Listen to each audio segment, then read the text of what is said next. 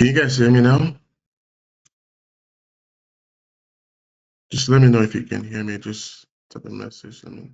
Okay, perfect. Perfect. All right. You guys can see my screen too, right? Okay, that's good.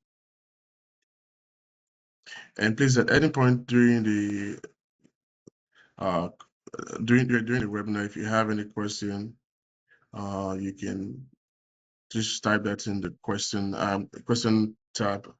I'm gonna look at the question afterwards. That's towards the end. All right, let's get started. So today we want to talk about vulnerability assessment. Now, this is going to be one in a series of other webinars we might be having in the future.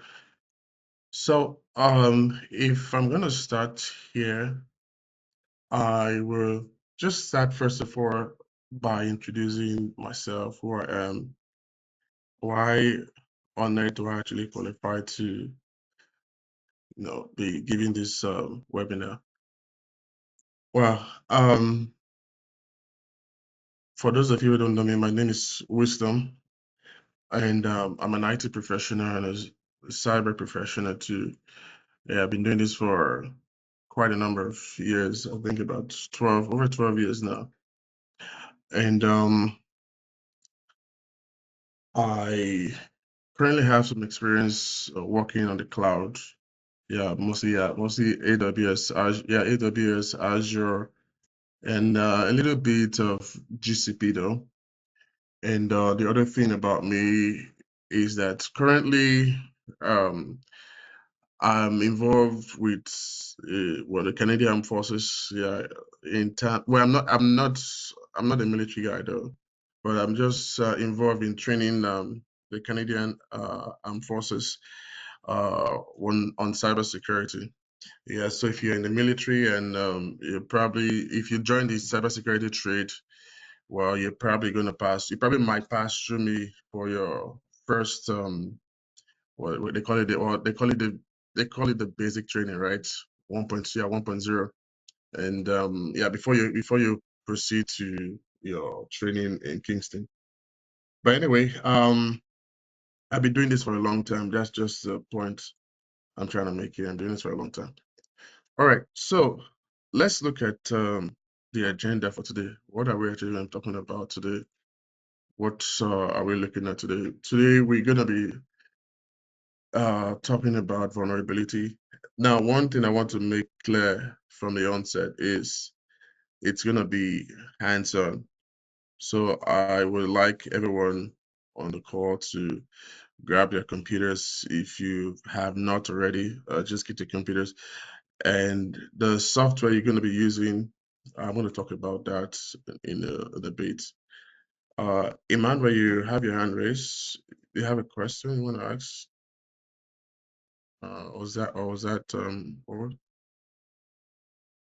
Uh, if you have a question, man, you can type that in the question tab. I'm going to pick it up from there. Okay. All right. I'm going to allow you guys to be able to unmute yourself. Allow you to. Okay. Yeah. So if you actually have a question at some point, you should be able to speak. I just turned that on. All right. Let's move on. So at the end of this webinar, you would understand what vulnerabilities are and how we actually do those assessments and how we also interpret vulnerability results. And trust me, even if you don't have experience, if as long as your heart and your mind is on it, you'll be able to get something from this. And as a bonus, there are some folks whose job is just to search for vulnerabilities, right? And that's what they do full time, right? And if you actually take take more lessons, you might be able to even start your own business, being a vulnerability assessor. All right. So why are we here? The question is, we want to answer one question. How secure is my network? How secure is the network? Why do we actually need to run a vulnerability assessment? Now, to understand that, we need to understand what vulnerability is all about. Okay. Now, vulnerability itself, vulnerability itself is just weakness. We're talking about vulnerability.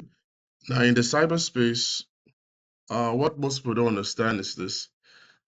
Your primary role as a cybersecurity analyst or a cybersecurity professional is to manage risk and prevent incidents. That's my own definition, and my own summary of who a cyber professional is. Managing risk and preventing incidents. That's just what it is. Now, vulnerabilities are weakness. You know, just like if you think about what happened during 9/11, the guys that flew the plane and crashed it on the Twin Tower. If you actually watch the video, you realize one thing, that the planes targeted certain areas of the building in order to cause maximum damage. Now, why did the plane target those areas? It's because those areas are the vulnerable areas in that building. So the same thing with networks and computers and technology. There are always weakness. Now, hackers like you guys, like everyone here will call them, well, but the proper term is actually threat actors. Hackers, threat actors are always looking for, weakness that exists within your infrastructure. And those weaknesses are actually what they target. Like for example, if you forgot to apply two-factor authentication, and you have an employee who's always writing their password on a piece of paper and putting it under their desk, and someone picks that up, that is one account that the threat actor already has access to. Now, through that account, they can either do a lateral movement on your network and steal more resources or even hack more resources, right? So this is the reason why we actually wanted to carry out vulnerability assessments. So vulnerability assessment is just a process of identifying, quantifying, and prioritizing weakness. So weakness in the form of things that we've overlooked, things that we probably didn't think about during the design process or during the network design process. So things we didn't think about that is actually harming our network, that a hacker in quote can actually look at and grab onto it and decide to break into our network through that miss. And if you think about this, the reason why you actually have a lock on your door is to prevent threat actors from coming into, or let's say thieves from coming into your house at night, right? That's why we have the locks, right? So in the same way, on our network, we want to try to prevent, threat actors. Now, when I say threat actors, I'm referring to, the bad guys. I'm referring to, the hackers, like you call them. I'm referring to, I'm referring to the hackers, the bad guys, whatever you want to call it. Those are the persons that I'm referring to when I talk about threat actors. So why do I need a vulnerability assessment? Why do I have to carry out a vulnerability assessment? Well, it helps us to identify weakness and it helps us to be able to, fill, security gaps. It helps us to make informed decisions. So when we're actually trying to, decide on something, we're trying to, decide what equipment are we going to buy, what configurations we're going to set up. It helps us to decide all of that. And the other thing is, where the business part comes in is it supports compliance. There are a lot of businesses, that by government regulation, they are supposed to run a scan at least once or twice in a year. So this is where the business part comes in for those who are actually business people. That's where the business part comes in. Now, vulnerability assessment is critical for networks. Now, What are the types of vulnerability? I just explained what vulnerability are. What are the types of vulnerability that can exist? We can have software vulnerability. We can have vulnerability on the hardware. Like, I don't know how many of you actually heard about, I think it was probably 2 or 3 years ago, a hacker actually was able to hack into Intel processor and, well, the instruction set actually, and they were able to, I think they probably inserted the malware into the instruction set. Yeah, they were able to get down up to that level, right? Because why? Because they found a weakness in the instruction set that they were able to capitalize on, right? So vulnerability can exist in softwares. Like you guys probably heard about, is it Facebook or so? I think Facebook. Yeah, I think more recently there was data leak from Facebook. As sophisticated as Facebook is, a threat actor was still able to find a vulnerability, and which they actually exploited, and were able to steal username and password, right? So you have vulnerabilities in software, even network. The way you design your network, like I'll give you a simple design. You have a simple maybe routers, you have switches, and you're doing the configuration, and you forgot to encrypt the password. That is a vulnerability by itself, because anyone that has access to that router or that switch can actually pull up your configuration and see those passwords in plain text, right? So vulnerability exists, in so many ways, so many forms. So this is why we actually want to be the first person to find those vulnerabilities before the threat actor finds them. So we're getting, straight into more practical. Yeah, I'm trying to do less talking today and do more practical. Um, what are the different stages? If I'm going to carry out a vulnerability assessment right now, so let's say, for example, I have a business and I'm a vulnerability assessor, and a client approached me, hey, Wisdom, I want you to, carry out a vulnerability assessment on my network just to see if we'll find any vulnerability or any weakness. What are the steps that I would take to carry out that vulnerability assessment? That's what we want to talk about right now. So the stages or the steps, uh, the stages or the steps of every vulnerability assessment. Let's look through this really quick. So the first thing we're gonna do before you carry out any vulnerability assessment is planning. Yeah, planning is actually very critical. Why? You know, you need to be able to understand what environments you are going to be, doing your assessment on. What are the assets? You see, when I first started, I said something about, risk management. Now, when we do risk assessment or risk management, we are actually doing that against our assets. Now, in cybersecurity, assets are critical. Assets are things that are of value. I think a couple of years ago, I can't remember the exact year, but something happened with Canadian Tire. For those of you who know Canadian Tire, something happened with Canadian Tire, and yeah, well, I think they had issues with the network. I don't know if it was actually a vulnerability that caused that, but for every hour they were down, I think they were probably losing millions of dollars. For every hour that they were down, they were losing millions of dollars. Let's even bring this closer. For those of you who are in Canada, if you remember correctly, I think 2 years ago or maybe last year, I think last year or 2 years ago, something happened with Rogers. Rogers did an update. They updated their firmware, and the firmware, for some reason, actually the update I think didn't go through correctly, and then the entire network was down and they were losing money. That's Rogers. Now, more recently, like a couple of months ago, I think this was the global stuff. Uh, what happened with CloudStrike? I'm sure a lot of you know what happened with CloudStrike. Now, CloudStrike actually released an update. That update ended up, breaking the Windows kernel, and there was, I think globally, airlines were affected. A lot of things were affected. Now, what am I trying to say here? What I'm trying to say in essence is assets is what we are protecting. If anything should happen to your assets, you might end up, losing your business or losing your money. And that is why you want to make sure you do your planning correctly before you jump in on any job. make sure you plan. Try to identify, what system. So what system are we scanning? What is in scope? What is out of scope? Now, you need to also be very careful when it comes to, network and infrastructure scanning.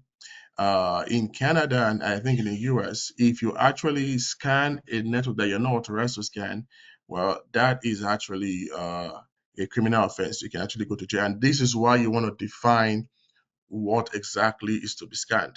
You want to identify what's to be scanned. Then after you identify what's to be scanned, then we define the scope. How deep do we want to go in the scanning? How deep do you want to go? Right? It's a question that you need to ask, the whoever is giving you the contract. You need to ask them who, uh, or the asset owner, how deep should we go in the scan, right? And don't say because I know how to do vulnerability scanning, I just go ahead and start scanning any network. No, you're going to get into trouble. If you are not authorized, you're going to get into trouble. And determine the schedule. When do we run the scan? Do we run the scan at night? Do we run it during the day? These are all the questions that you need to ask. You need to ask and validate with the owner. What are we doing? How are we doing this? What is the schedule like?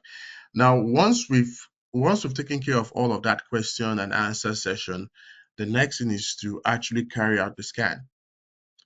Now, to carry out the scans, there are a lot of tools that we can use. Uh, I've mentioned two common tools here. There are dozens of tools.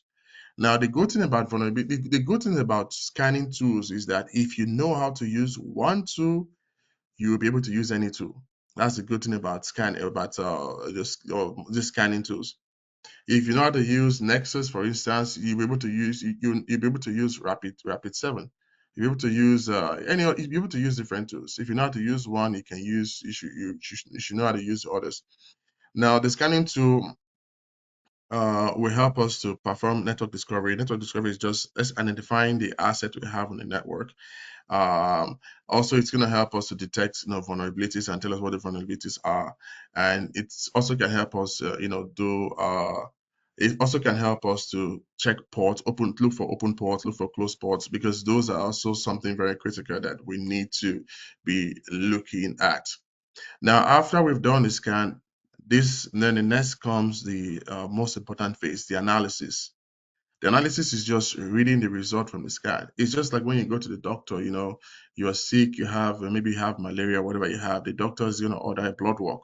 You go to the technician, they draw out blood from they draw out the blood sample, run that through different, machine, different reagent, and then, they print out, a result. Now you take that result to the doctor is going to analyze the result and, diagnose what exactly is wrong with you. And that is exactly what the analysis phase is. The analysis stage is taking the result from the scan and doing a diagnostic to understand what is wrong. Now, when you understand what is wrong, the next phase is recommendations. Or recommendations, it depends. If you are the same person who is doing the scan and also the same person who is fixing the scan, then the next is will be remediation. But if your job, generally, if you are a vulnerability assessor, your job is just to scan and provide recommendation and not remediation. So if you are an assessor, number 4 for you will be recommendation. But if you are the same person who is scanning and who's still going to be the same person to fix, the next phase will be remediation. Now, remediation is, okay, what do we do to fix this problem? How do we fix the problem? You need to come up with a plan. Come up with a plan, apply your plans, and, see if those plans actually work. Now, once you have applied the plan, you figure out what the plan is, and you've done everything. The other step here, which I didn't mention, is step number 5. I purposely did not include number 5 here. Number 5 will be to repeat the scan again. Just repeat the scan, maybe the same, maybe during the same period or maybe at a future date. Repeat the same scan. Why do you repeat the scan? Just to be sure that your remediation plan actually worked. Because it is one thing to diagnose a problem, to know what the issue is and not take care of the issue. And this is exactly what happened to, if you actually read about Equifax. Equifax, I think I don't know what year it was. Equifax, let me see, data leak. I think I can't remember the exact year this happened. Okay, it was 2017. In 2017, what happened with Equifax was that they found vulnerabilities, but they didn't take action. So they were so they found vulnerabilities and there were recommendations, but they did not take any step until those vulnerabilities, until a threat actor actually exploited the vulnerability. And then a lot of and then look at this, over 147 million persons personal information was leaked from that single I call it maybe carelessness, because the vulnerabilities were found, no action was taken. If you can go back and read on the Equifax and the they found vulnerabilities, but no one took action. They were pushing, no, postponing until the vulnerabilities that they found became, until the vulnerability, was exploited and it became an incident. So after you find a vulnerability, you need to come up with a remediation plan. Now, not just a plan, make sure you apply those plans, apply them. If you need to apply patches, you need to apply updates, you should do all of those. All right. Now, let's get on to the hands-on part. Any questions so far from anyone? I think you should be able to. I think you should be able to type messages. Any question from anyone? Just type a message in the chat. Just type a message. Yeah, if you have any question, just type. And if you have any question, just let me know. And also, I'm gonna be uploading a material right now. The material is just a study guide for everything I'm gonna be doing today. So if you want to follow along, if you get lost, you want to follow along with the material, please feel free. I'm just uploading that right now. Just gonna upload that right now. Just 1 second. I'm just pulling that up for you guys, so you guys can follow along if you want to follow along. If it's easier for you to follow along that way, you follow along from the slide. Just putting that up. Okay, good. So the material should be uploaded now. You should be able to see the material. It's called VA remediation. Now you can follow the material if you want to and follow along. Now, I'm sure everyone here has their PC ready because I want us to do this together. Okay. So what we're gonna do right now is we are gonna be setting up a vulnerability scanner, and I'm gonna be using Tenable Nexus. That's what I'm gonna be using. We're gonna be using Tenable Nexus. Tenable Nexus is a commercial tool. There's a paid version and there is the free version. The free version has some limitation, right? But it still get the job done. But there are just some scans that we cannot do. Now, if you're serious about maybe after this webinar, if you're serious about maybe setting up a business and as a vulnerability scanner, you probably might want to be buying the commercial license. But again, you can start with a free license. Maybe you can look for small business around you, and just run a vulnerability scan and maybe just charge them, a few bucks until you're able to buy the real commercial license. Because if you're going to target bigger organization or bigger company, you need the commercial license. All right, so let's look at this together. Please, I want every one of us to follow along. I want us to follow along. I want everyone right now, if you want to do this, or if you want to go to, you want to do a Google search for Nexus or Tenable Nexus, you want to do a Google search for Tenable Nexus, guys. Let's do this together really quick. Tenable Nexus. Now you're gonna see Tenable here, right? This is Tenable Nexus. We are going to be using, now if you have a business email, if you have an email that is not Yahoo or Gmail, you have an email that is tied to, maybe you have a business, you can try out the professional tool. Otherwise, we're going to use the essential one. The essential tool is what we're going to be downloading. So you want to go here. If you go here, you're going to just type your first name, your last name. Now, if you're downloading essential, you don't need to put in your business email. So once you type all of that, it's going to bring you to the login or to the download page. From that download page, you'll be able to download. You should be able to download the file. Now, I don't think I can actually upload the file for you guys. I don't think I can. Let me see if I can. But I want you guys to actually do that because this is actually going to be a practical class. I want you all to do that right now. Let me see. Can I actually download that for you? No, I don't think I can. So I'm going to wait for you guys, maybe 1 or 2 minutes. Just try to do that Tenable. Tenable. Okay, Nexus. So let's do this together. Let me go here. I'm gonna put my first and last name, even though I already have it there before, but let's try it again. So I'm gonna put wisdom and S. So I'm gonna put registration, registration. Okay, I'm gonna use this email and I'm gonna click get started. So it's gonna bring me to the download page right here. Now, right, so you're gonna click download Nexus. Now I don't need it because I already have it downloaded, but I'm just showing you what to do.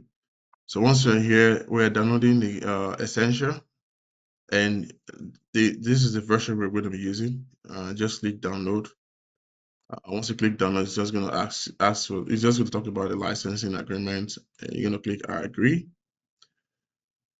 and it's gonna start downloading. Now, let me see. Is everyone, yeah, are you guys actually downloading it now?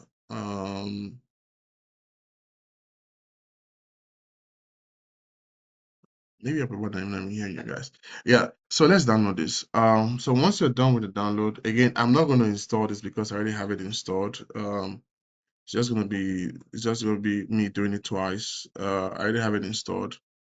Um, let's see. So once you have it installed, what you're gonna do is, again, I'm just gonna run it just to show you, but I'm not gonna install anything. I'm just gonna run it to show you. You guys should install it yourself. So when you click on install, let me see. Good. It's gonna bring up the wizard like this. You're gonna click next. I accept. Next. And it's gonna, once you click next, now it's gonna start installing, but I'm not gonna do that. So just let it install. Yeah, I don't want to do it, that's the truth. Because I already have it. Click next and just click install to begin installing. So let that run for a bit. Let it run. And just follow all the on-screen instructions. It's going to ask you to set up your username, your password, and everything. It's going to ask you to do all of that. Now, when you click install here, it's going to ask you to set up username and a password. But I'm not going to do that on my end because, again, I already have it installed. So we're going to wait. I'm going to give you guys maybe 2 minutes or 3 minutes to finish up the installation. Then once you're done with that, we can now start, the configuration. I'm gonna wait for you. Finish that up. We're gonna start the installation. Once you're done with the installation, then we're gonna start looking at the setup. How do we set it up? That's gonna be the next thing we're gonna be doing after you guys are done with that. Okay, I'm gonna wait. In the meantime, all of this instruction that I'm actually providing to you is in the document that I uploaded. It's right there. I already took the time to make the document just to make it a little bit easier to follow for those who might have a hard time following. Yeah, if you're a slow learner, it's fine. I'll wait. But if you need a quick reference, you can always go to the material that I just posted. All right, so I believe we should almost be done with the installation. Now, if you're done with the installation, everything is done, it's complete. The next thing you're gonna do is you're gonna go to your browser. You're gonna type localhost. Now, I want to use it too. So localhost. Then you're gonna put the column. The column is column. We want to specify the port number. So the port number is 8834. Hit the return key. Yeah, I think because I have, let me see, I think I have an installation going on that didn't complete. Let me run my installation one more time. Yeah, so I actually upgraded to the professional version just to show you guys extra stuff that are there. But I'm just gonna run this. I'm gonna run the installation one more time so I can clear out the. So I had the essential version before. So right here, I'm just gonna go back and run that again. Yes, I want to install. Accept next. Next, I'm gonna install this. I'm gonna let it run. So we're just gonna let it run. Just let it sit. Let's just let it run. We'll give it some time. Probably take about 5-10 minutes, and then the installation should be done. Now wait for that to run a little bit. Okay, yes, I want to run that. I'm gonna wait for it. Yeah, there we go. Do you want to install program? Yes. Yeah, let's run the content. Okay, it looks like it doesn't like that. But yeah, if it doesn't like it, then I'm gonna run it Tenable. Oh, Nessus.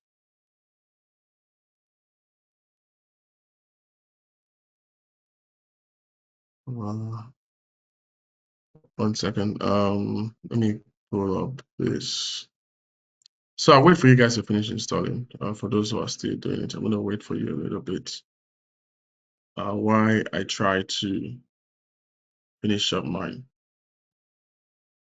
So my screen might be a little bit different from yours though. So don't be surprised. My screen might be different from yours because I'm running the pro version. But it's a trial that I'm running. I'm running the free trial of the pro. It's refusing my connection. Let me go back here. Program files. I'm gonna wait for you guys to finish doing that. Nexus. Tenable action. Nexus. Oh, wait a minute. Uh, yeah, Tenable. Yeah, Tenable. Then Nexus. Uh-oh. Okay. It looks like it actually wiped away everything I have. Let me install it one more time. It wiped. So the folder I have here, no, not this one. Yeah, it wiped everything off. So it looks like I'm gonna have to reinstall it. Yeah, because there's nothing in there. My folder is empty. Okay, that's fine. Let me reinstall it. I'm gonna reinstall my files. Go to my download and reinstall the file from there. And I'm gonna show you what the interface looks like. Now I hope everyone is doing it though. I'm gonna cancel this one. I don't want to use this. So that I want to install the pro version. Now let's install the pro version. I'm gonna finish this. Is anyone having any issues with the install?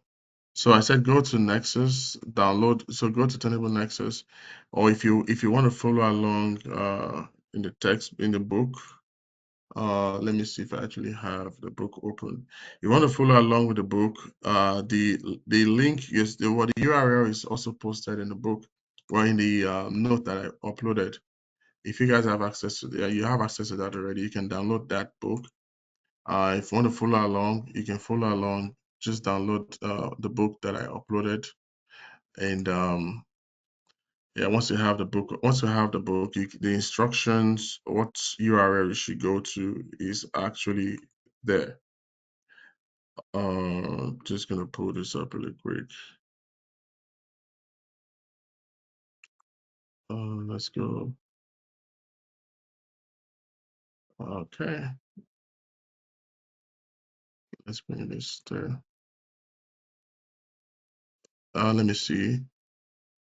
Okay, all right. So David said it's still downloading. Okay, I'm gonna wait a little bit.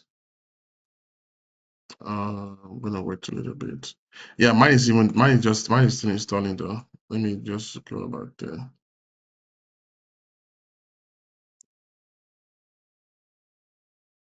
Do you want to copy? Yeah, I want to copy. Yeah, yeah. It just doesn't like that folder. Okay, let me choose no this time around for that.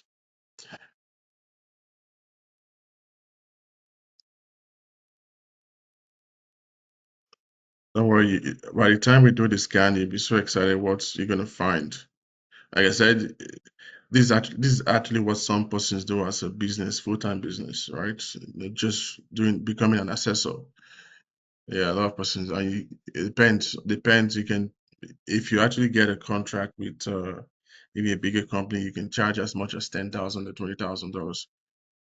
Maybe smaller companies you can charge 5,000, 2,000, per scan, or even $1,000 per scan, right? So it's something that is worth looking into. Uh, okay, it looks like my installation doesn't want to work because I did an upgrade. Yeah, because I did an upgrade, it looks like it just doesn't like the upgrade that I did. But I'm gonna try it some other way. Let me uninstall it first. I want to install the product. Yes, let's uninstall the product completely. While that is running, I will just pull up my virtual machine. Yeah, I'm gonna run it on the virtual machine if this doesn't want to behave itself. VirtualBox. Okay, I have VirtualBox running.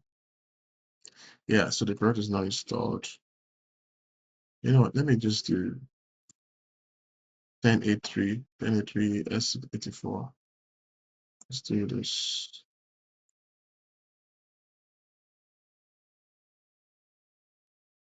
No, it's gonna feel. I don't want to do this. Let's do VirtualBox.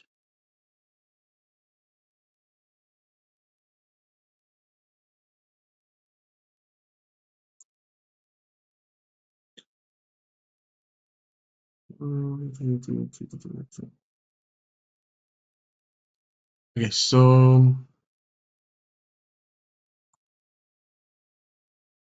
yeah, if you're running Windows, it's the same thing you're gonna see. I'm just gonna pull up my backup machine. I'm gonna be pulling up Kali Linux. That's gonna be my backup machine. But it's the same. It's the same thing. Either you run it on Linux, run it on Windows. It's the same process. Yeah, but it looks like my Windows installation is just acting up. Still doing its stuff. Doesn't even move an inch. Uh, yeah, that's Windows for you anyway. Let me see. Yeah, yeah, there's nothing in there. The directory is empty. So I'm gonna let this run. But in the meantime, I'm gonna also run the same thing on Linux. It's the same. It's the same process. If Windows is acting up, I'll use Linux. It's the same process, the same thing. Okay, perfect. So David, okay, good. You have good. You have the Tenable open on yours. Okay, just give me 1 minute. Yeah, I don't know why mine is taking forever to install. But I'm gonna switch to Linux. This is gonna be my backup machine. I'm gonna use Linux for that. If this doesn't want, if Windows is acting up, I'll switch to Linux. And that's the beauty of having a virtual machine, because you can easily switch between operating systems. Yeah, I wanted to uninstall and do it so that you guys can see how the installation is done. But it looks like it is actually working. It's not working it's actually working against me. But I want to switch to Linux. We'll do it on Linux. I'll do it on Linux. It's the same process. Just do it on Linux so you can see what we're doing. Okay, let me see. I'm gonna go. This is just coming up. Close that. Okay, I'm gonna come here and pull up Nexus. Yeah, I'm gonna use GUI. I'm not gonna use CLI. I'm gonna use GUI for this, not CLI. Okay, look, I don't have Nexus. I have to install that too. Just give me 1 second. Okay, this is done. It's still there. Yeah, now this doesn't want to go away. Okay, let's do something else. Yeah, anyway, gentlemen, well, this is what you actually get. This is Windows for you. Windows can act up sometimes when you least expect it, it can actually act up. So if Windows is acting up, you just need to figure out how to deal with Windows. Luckily for me, I know how to deal with it. Let me just find the process. I'm going to end the process for Nexus. Yeah, it's stuck there. It's not installing. I want to find the process and just end the process. Let's see. Is this still running? No. Okay. Content provider. Oh, okay, good. Perfect. So we're done. Let me pull up another installer. Let me pull up the other one I downloaded. Yeah, so this is actually what you experience. You're gonna experience this on the job sometimes. You're trying to do stuff with Windows, and the programs that are acting up is a normal thing with Windows. But you only need to know what to do when things like this happen. When things like this happen, you need to know what to do. You can go to control. You can go to your uh, your task manager and just end the process. Okay, so let me go. Let me look for Nexus. Tenable Nexus. I'm gonna download. Wait a minute. Really, I don't have internet here. Let me see.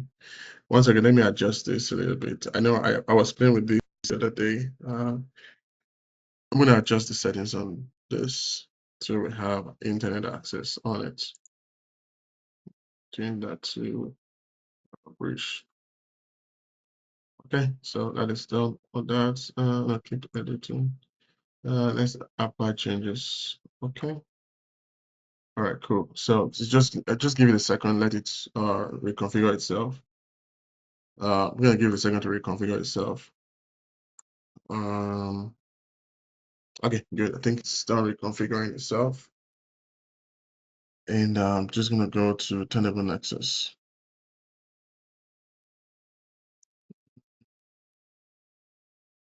Now the other two I was gonna show you, but I don't want to show you that here. This Greenbone. I have Greenbone on I have Greenbone running on my Kali Linux. I just need to start it. Yeah, I need to start Greenbone. But that one I'm going to show you if we have some time. So Greenbone is actually a free open source tool. You don't need to pay for that. Greenbone is free. You don't pay for Greenbone. But Nexus, like I said, Nexus is not free. For the free version, it's network congestion. Yeah, yours is it's not loading. Emmanuel, do you get an error or what?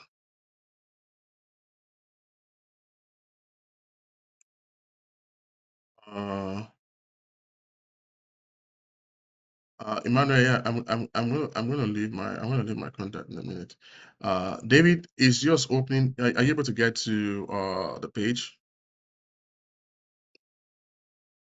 Let me just go back here and see what I have for my network connection. Edit connection. Just want to be sure that this stuff is connected. Okay. Yeah, it's on Ethernet 0. Let's go general. Okay, everything looks good on this side. IPv4 settings. No, let me change that back to automatic. That's a problem. Okay, good. Yeah, I was running some tests on my Kali a couple of days ago. I think I probably forgot to change my settings back to uh, default. I'm just gonna wait for Kali to pick up. Then I'm gonna try to install again because Nexus is not even installing on my. Oh wait, okay. Looks like it's actually doing something now. Okay, it's doing. Nexus is actually doing something now. Okay, now I have two of them. Okay, good.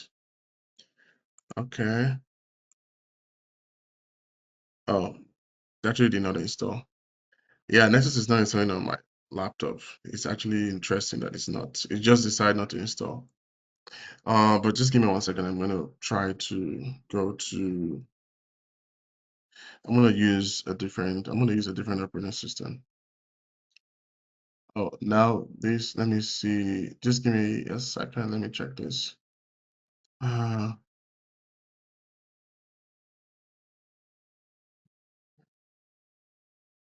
yeah, yeah. I'm just doing some connectivity tests. Just 1 second.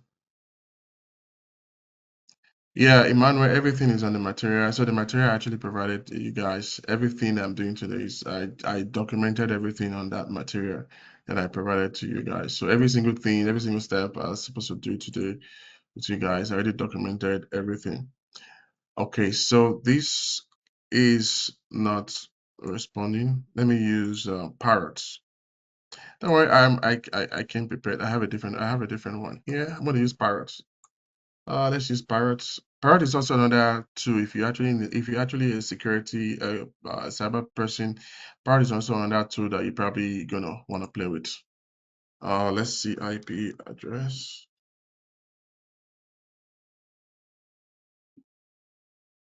Okay, good. I have connectivity here, so I'm gonna do it from parrot. I'm gonna do this from parrots. I use parrots rather than using Kali. It's the same. So it's the same thing they do, but just different provider. That's just what it is. Let me download Nexus extension. I'll download extension here. Reset for an affiliation code. Yeah, I'm gonna just put my name again. Well, let's do registration at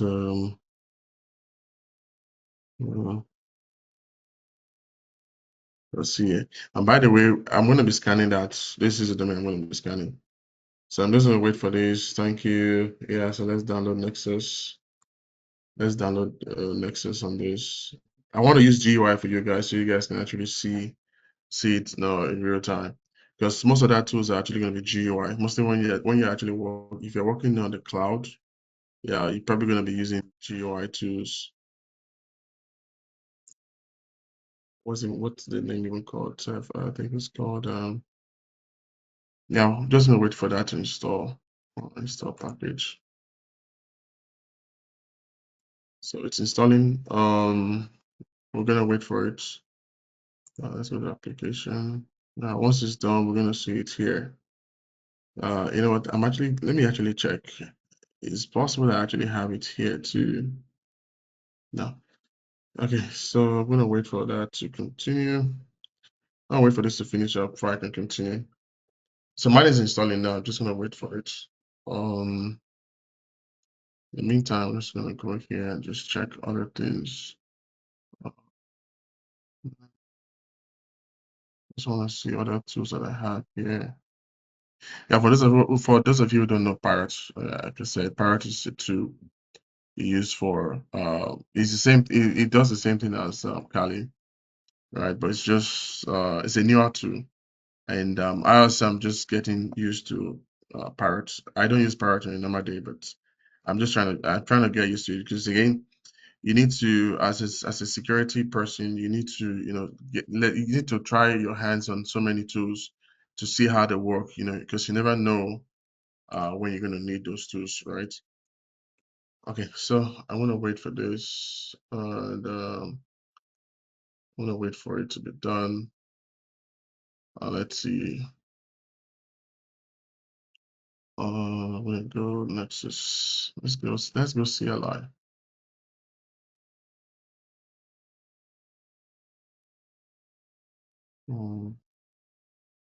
Yeah, I think it's called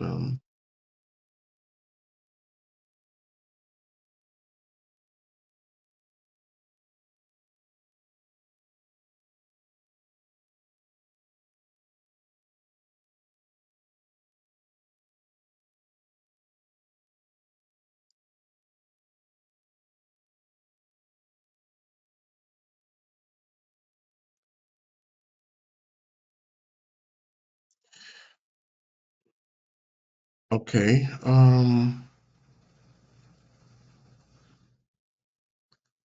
Yeah, Windows can actually disappoint you when you least expect it to disappoint you. And I just dislike Windows for that. Why I'm waiting for Windows to come up. Let me see. Let me try this one more time. Let's go. Yeah, my program file is empty. That's just crazy. My program file is empty. Let's go to download. Download Nexus. Just give me one. Let me try this one last time and see if it's gonna allow me to install it on Windows. Yeah, for some reason it's just not letting me install it on Windows.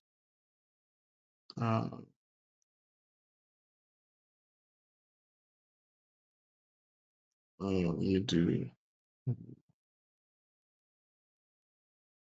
a bit.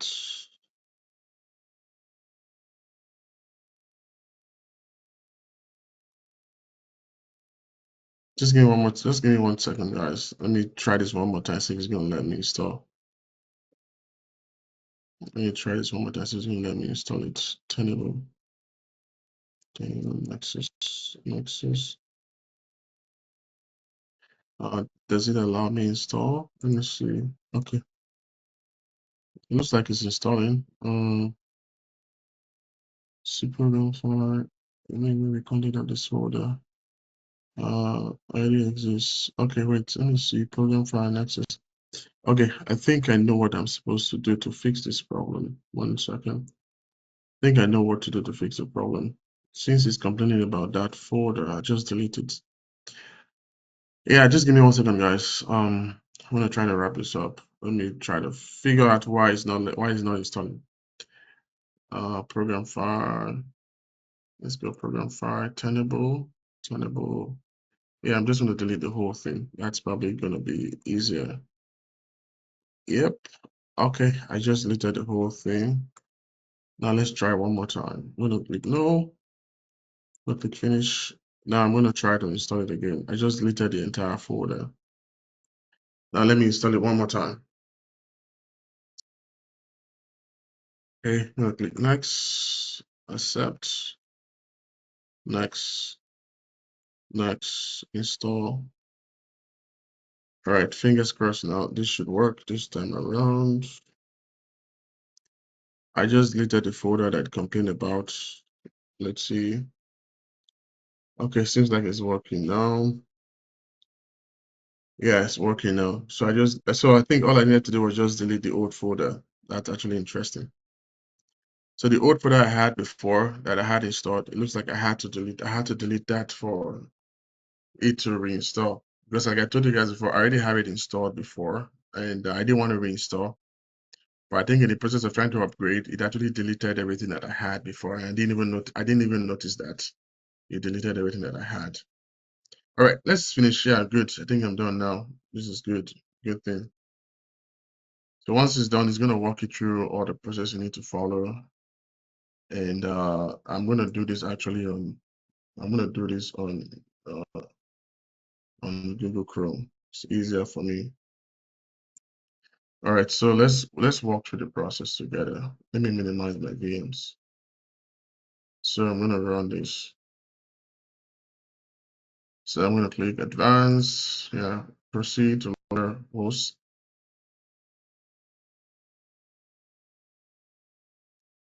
All right, so everything I'm going to do now, I'm just going to do everything I want to do on the application. Then after I'm done with all the stuff, I'll do the scanning.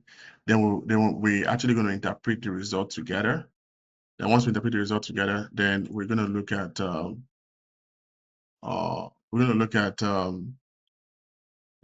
how do you remediate? So what are the remediation? How do we actually do the remediation? I'm gonna wait for this. Just wait for it to initialize. It's gonna take a few minutes, and then we should be ready to go. You guys should have probably completed this by now.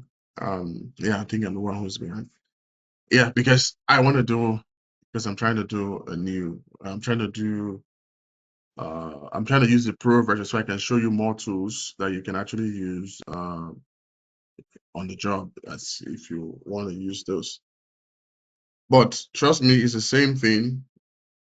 If you know how to use Nexus, why this is loading, I'm going to show you other tools. Why it's loading. The other tools you can use. There's another tool called Rapid 9, or Rapid 7, or Rapid 7 is also another tool you can use. Rapid7 is one powerful tool you can use. Then there's another one called QList. The reason why I'm not using QList is because it's not free. QList is paid for. And in order for us to, oh, I think I spelled it wrong. Let me just see the right spelling. QList, yeah, this. Now, the thing about the reason why I'm not using QList or using Rapid7 is because if we're going to use that, you need to have a business email. You can't use Yahoo email for, it's not going to accept those.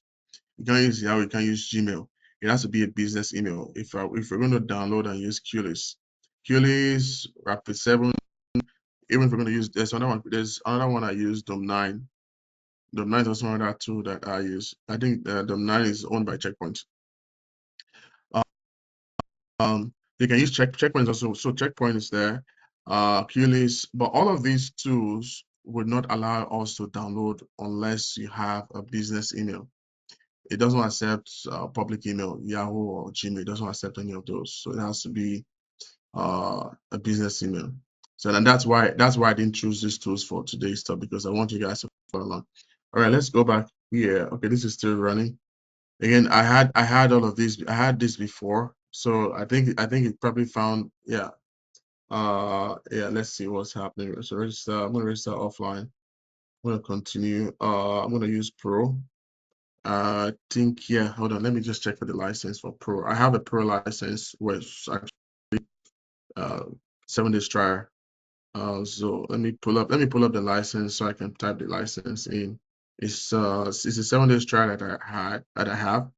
I just registered for that before we started, because I wanted to show you guys what's the other part of Dom9. Just 1 second, I want to pull up the license key.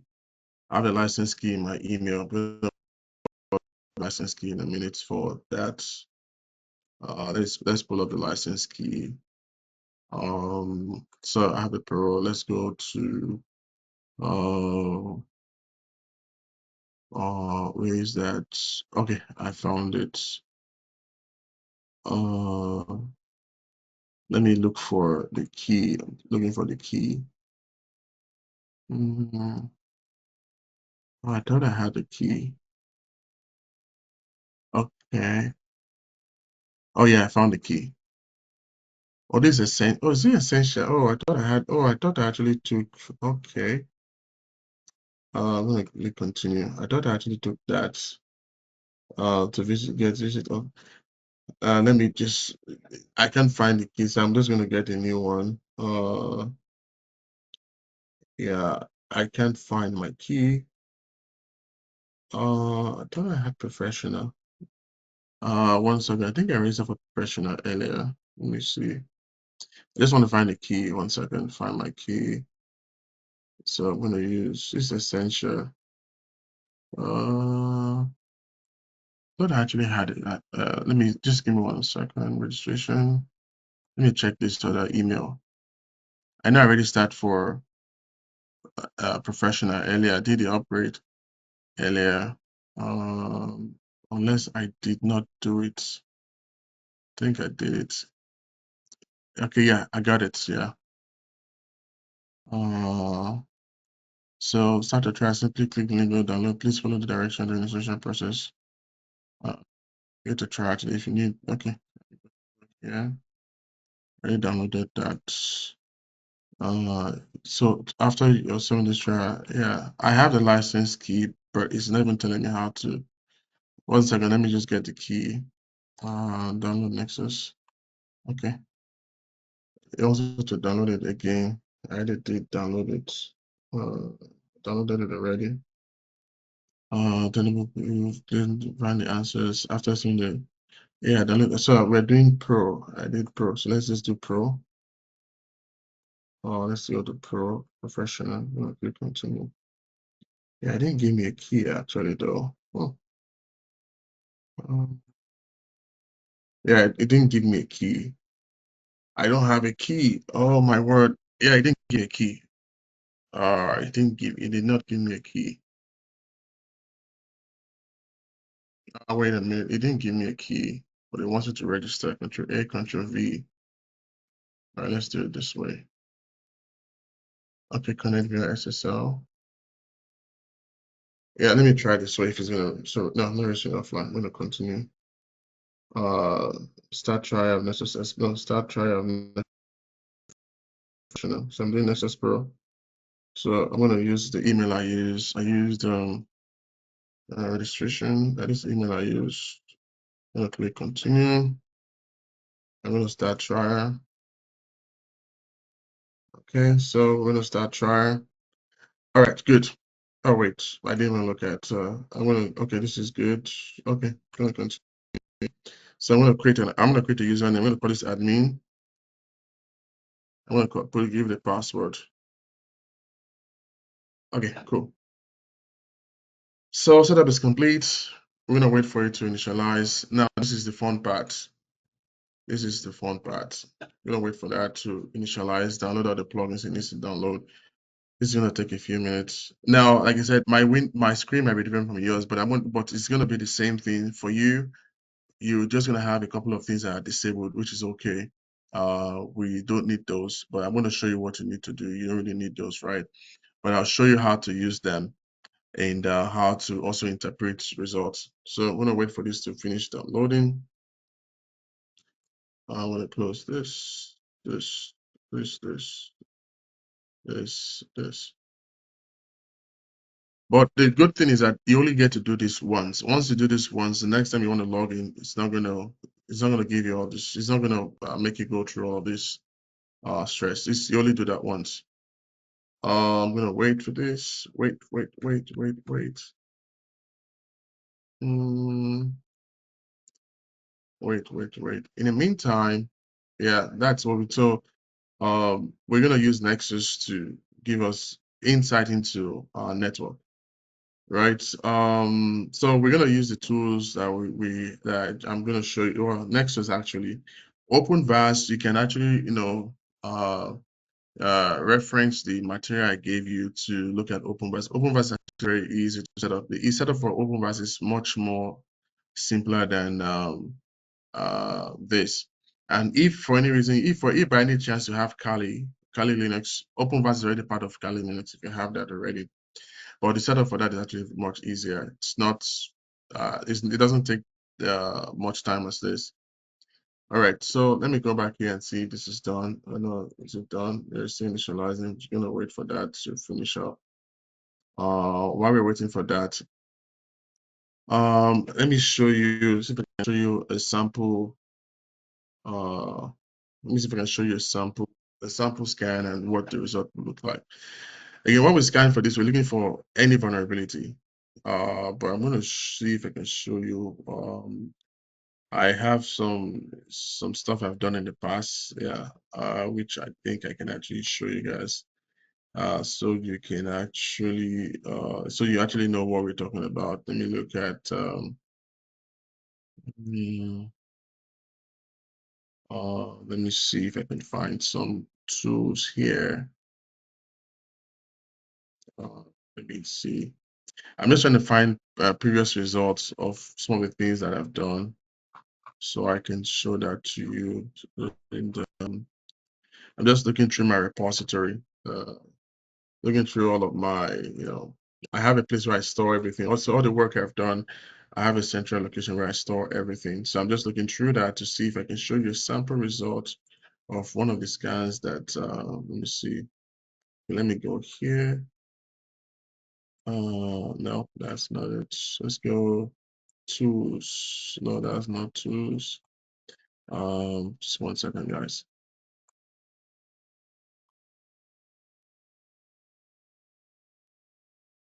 Oh, man, it's taking longer. Okay. Yeah, I don't want to go further in the slide, but what we're going to see after the whole thing, once we're done with all that, we're going to try to interpret the results. Now, in interpreting the results, basically, let me just walk you through what you're going to look for. Then we're going to do, once this is done, I'm going to do the scan, then I'm going to show you. Basically, what we're looking for vulnerabilities. Now, so Nexus OpenVAS is going to categorize the vulnerability based on the severity. How severe is the vulnerability? It's just like when you go to the hospital The nurse at the triage, we ask you why you're visiting the hospital, and if you have maybe common cold, they look at your case. Your case is not critical. We're going to put you on the side. If someone comes in and they have maybe a knife, stuck in their chest, that is a critical issue. They're gonna put that person as priority and attend to that person first. So the same thing with the results. We're going to see the results of the vulnerability, based on the risk level. The higher risk are the ones we need to attend to first. The ones with the medium risk usually is going to be color-coded yellow.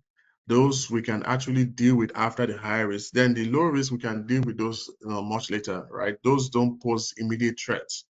So low vulnerability will not pose immediate threats. Medium risk vulnerability, they pose a threat, but not too serious, right?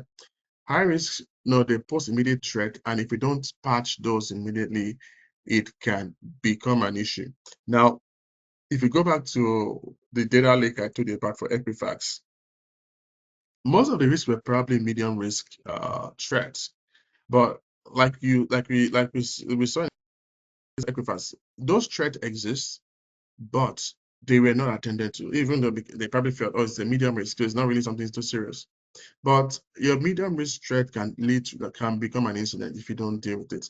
So we want to deal with every vulnerability that we find, but it's just a priority. How soon, how quickly can we deal with them, right? The ones at high risk, we want to deal with them first.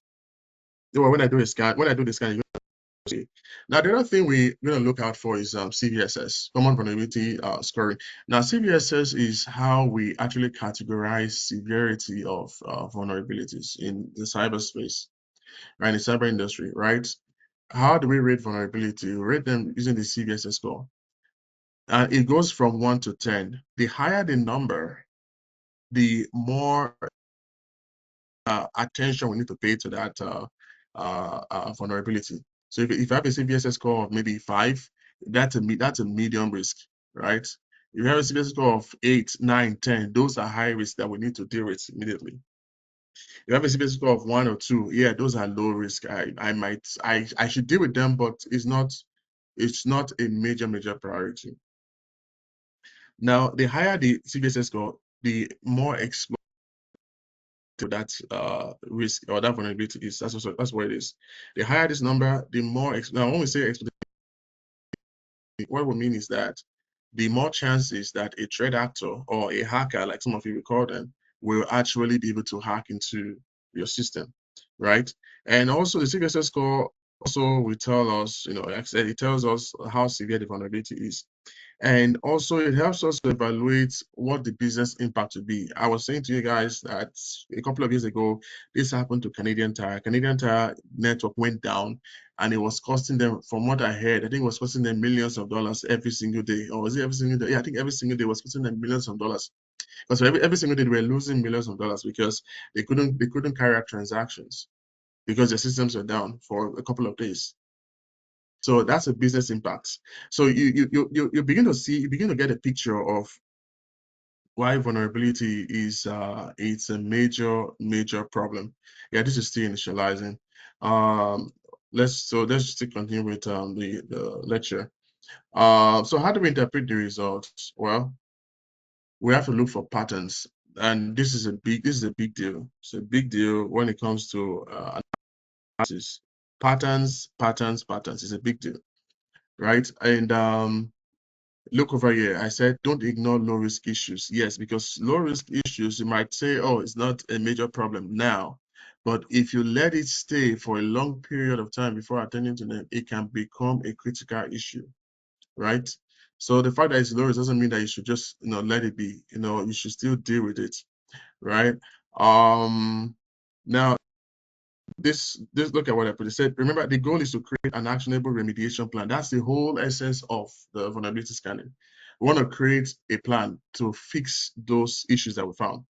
All right. Let's look at, we're going to talk about remediation technique in a minute. Let's come back here. My Nexus is done. Yes, I told you I have I have a 7-day trial. It's the same screen you're going to see, but just a little bit different. Let me go back here. Let me get out of here actually. Now, my scan is empty because there's nothing. I'm just gonna leave this. I'm not upgrading now. These guys want to upgrade. Now, what I want you guys to do, I'm gonna go to my scan. Let me go. Okay, my plugins are still compiling. It's not. It's not. My environment is not ready yet. My environment is still not ready, so I'm still gonna wait for it. Still doing stuff. And once it's ready, I'll be able to run my scan. Right now, I can't do any scan because it's still updating the plugins. But let's come back to what we were discussing. Let me see if it's done. Is it done? No, that's the one that wanted to buy. So this is still running. Just gonna give you some time to run. Oh, 12%. It's still running. Now, the reason why it's taking longer is because I actually installed the full version. Now, what are some of the remediation techniques? How do we actually fix vulnerabilities when we find them? I just listed a couple of things that I think are best practice. So these are just best practice based on, now most of this stuff are based on my experience and based on industry standard. And so based on my experience, patch is, having a good patch management system is very critical. Again, some of this stuff I'm saying, you might not understand some of them, but it's okay. Just look through uh the handouts, like I call it, that I provided. I try to explain or try to expand on some of these things as much as I can. Having regular updates are very critical. Updates are critical. Now, also, if you find maybe you have a privilege escalation or something in that nature, you want to configure firewalls and access control rules. Those are also one of the ways you can actually prevent, vulnerabilities, right? If I have a security guard at the door of my house, right, I'm able to control who can come in, who cannot come in.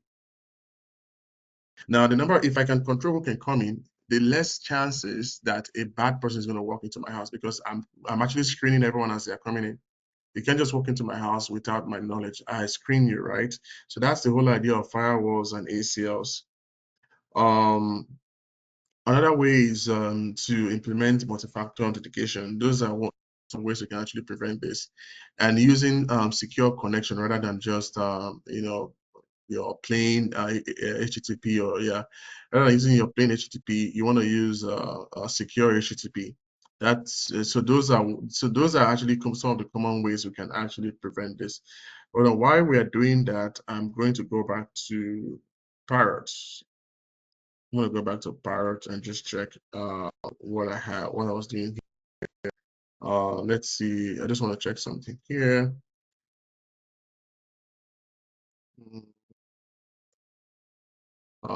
It's got Tenable. Tenable. No. Let me see if I have Tenable Nexus. Let me see. No, this is S3 scan. Let me see that. Okay, no, this is not it. Let me see. Oh, this is just for this. This is Amazon scanner. That's not it. So it looks like Parrot also didn't even install it. But let's just continue and wait for this to be done. 20%. Yeah, it should be done maybe on that 10-15 minutes.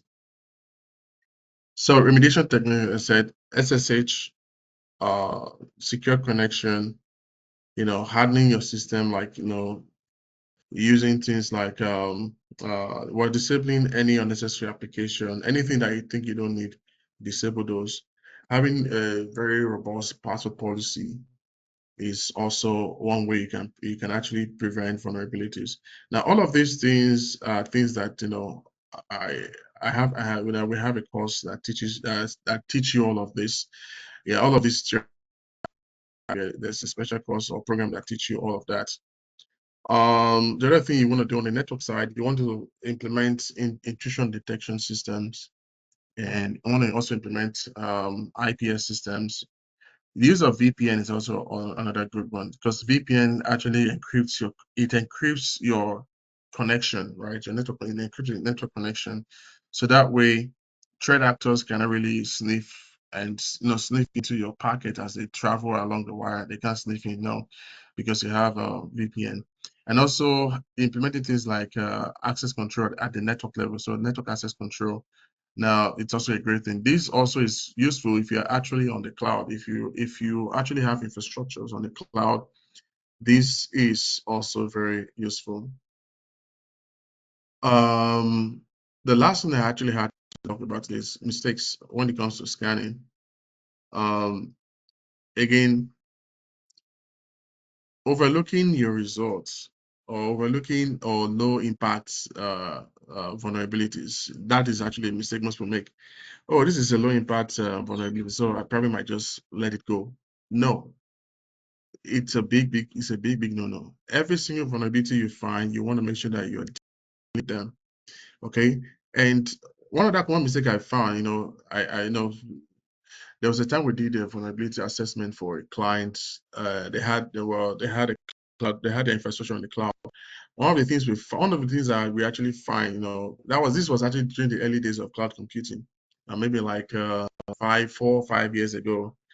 One of the things that we found, back then that was very common at that time is a lot of cloud architects would design the infrastructure, and they forget to do one thing.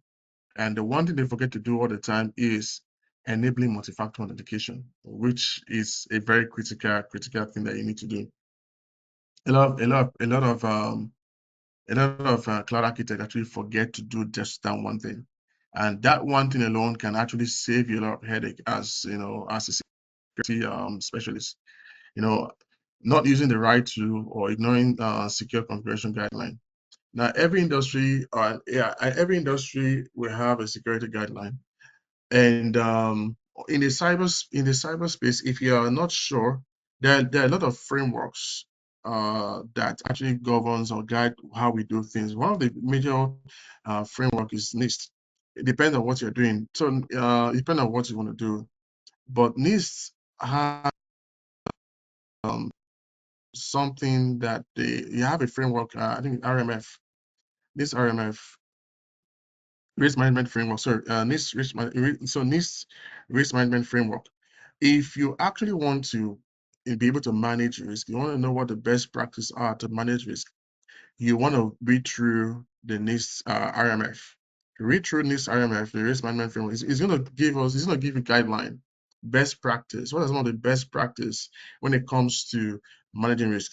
Now, NIST actually has a 7-step process when it comes to risk management. 7-step process. 1, 2, 3, 4, 5, 6. So that's 7-step process. Now, if you look at each of these processes, it tells you what you need to do. Now, there's another one which I want to show you. Another framework which I want to show you. Let me see. There's no NIST. Let me see. Um, let me see where vulnerability. No, not scanner. Where vulnerability best practice. Let me just see. Not threat intelligence. Yeah, OWASP. Yeah, OWASP top 10.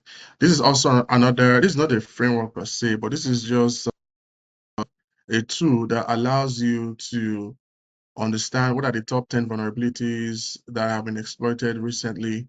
You can look at this vulnerability and then you design your system based on this. And I'm giving you all this information because you might be a network designer, you might be a cybersecurity expert. When you're scanning for vulnerabilities and when you're designing systems, you want to come here and look at what is common, what is happening recently, right? If you look at all of this, and maybe you're designing a system and the system has some aspect of access control. You want to come here and look at, okay, what vulnerability have been found recently, what has been exploited recently. You want to come here, read through all of this material and use that in designing your system. So when you're doing your system design, you want to read through, okay, what are the exploits that has happened recently with respect to access control? Look at what happened, look at how the was able to do that, and look at how to prevent it. Again, this is still part of your vulnerability assessment, and so this is going to fall under your remediation.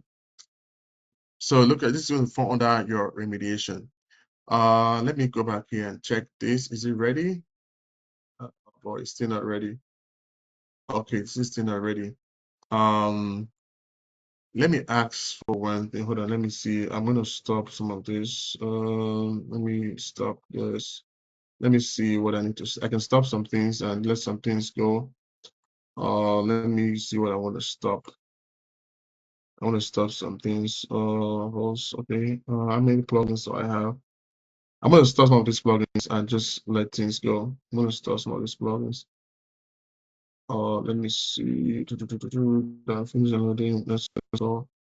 Download Nessus license. Finish. Let me see what. Let me see what's actually running right now. Okay, this is still running. Plugin details. Okay. Let me ask. Let me see. Are you with your computer?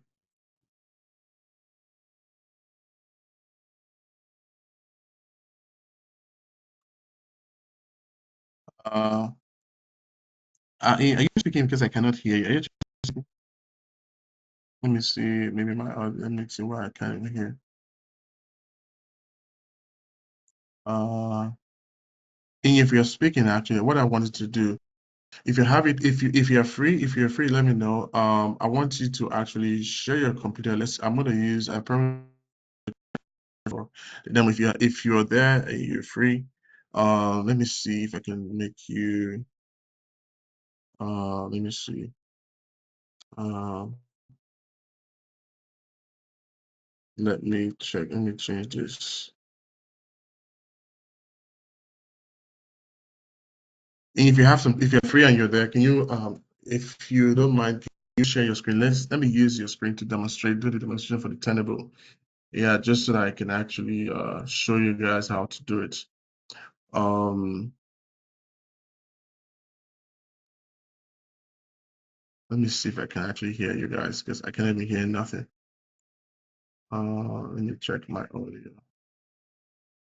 I guess I can actually, let me see if I can hear you.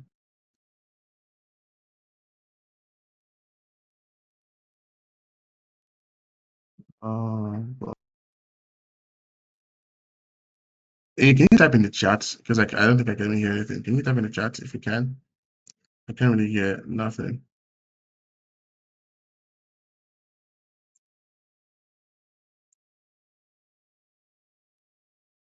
Okay, my audio is not working. Oh, this is okay. This is done. Okay. Uh, David. Can I ask, David? Can you type in the chat? Are you done? Are you done with the? Is your Nexus ready?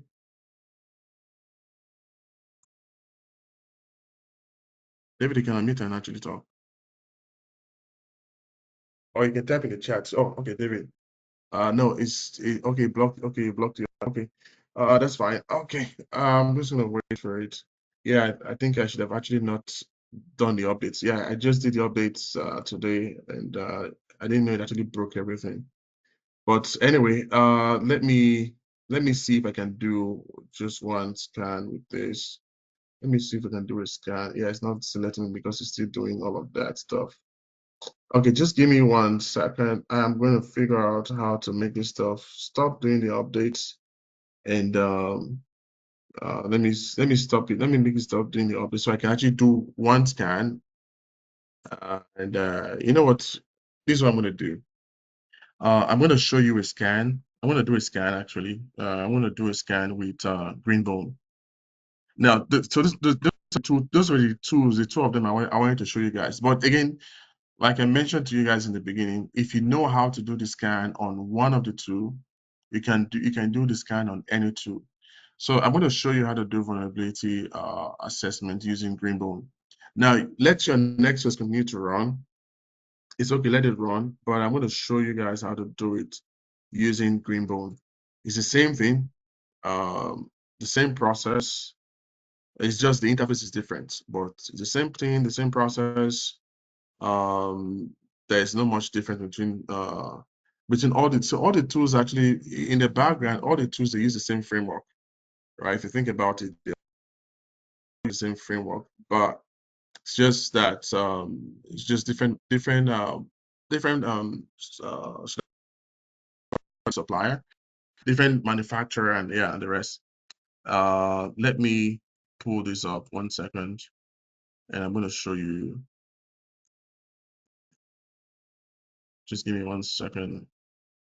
Yeah, while that is running, I'm going to close Parrot. Yeah, so I can actually free. It looks like I'm actually using up all of my resources. Let me free up resources. Then I'm going to show you this with Kali. I want to show you on Kali Linux. So let me close this. I'm going to power this off. So I'm going to pull up Kali Linux and I'm going to show you how to use Greenbone. So I'm going to pull up Kali Linux. If you go back to the document I provided you guys, I'm going to go here.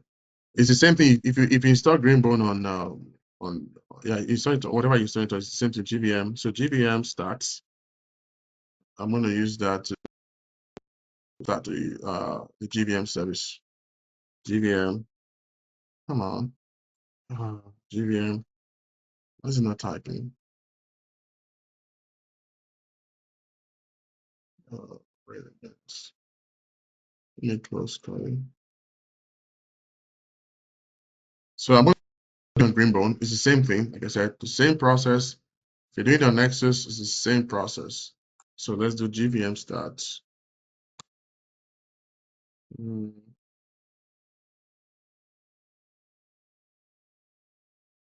Okay, so fail to open login.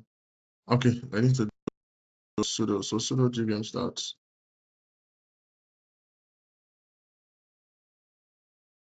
All right, so what I just did was I just started the GVM. So that's Greenbone.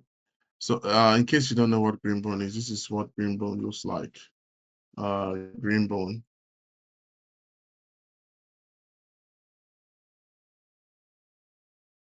Greenbone is a very popular scanner too, but the reason why I will not use this a for a client is because it's not so robust. It's a good tool to learn with, right? It's a good tool to learn with, but I probably might use this for small clients. Yeah, maybe clients that don't have too much stuff in their infrastructure.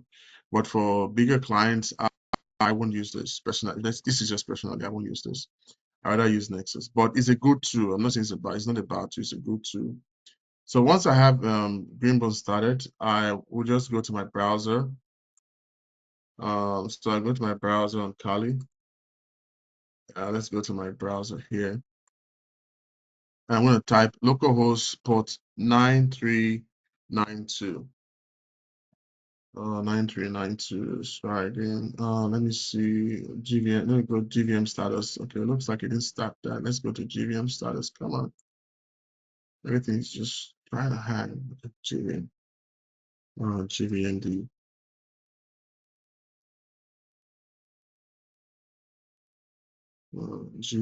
GVMD. User. Let's see. Status. Let's go to sudo. I want to see the status of Greenbone, see if it's running or not. I'm gonna wait for that to. It didn't give me any reply. Let me go back here. Give me a second. Let's pull this up. 1 second, guys. I'm gonna pull that up. Okay, cool. So, I'm gonna do. Let me do sudo GVM. GVM starts. Let's see, do it. Okay, good.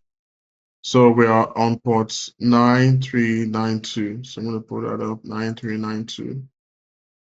9392. I'm going to hit the return key. Uh-oh, why is it not running? Let me do that one time. I'm going to open a new page. Localhost 9392. 9392. let's go back to this. I'm going to push it from here. Let's close this. I have too many of this open. That. Okay, so I'm going to go here. Yeah, it's up 9392.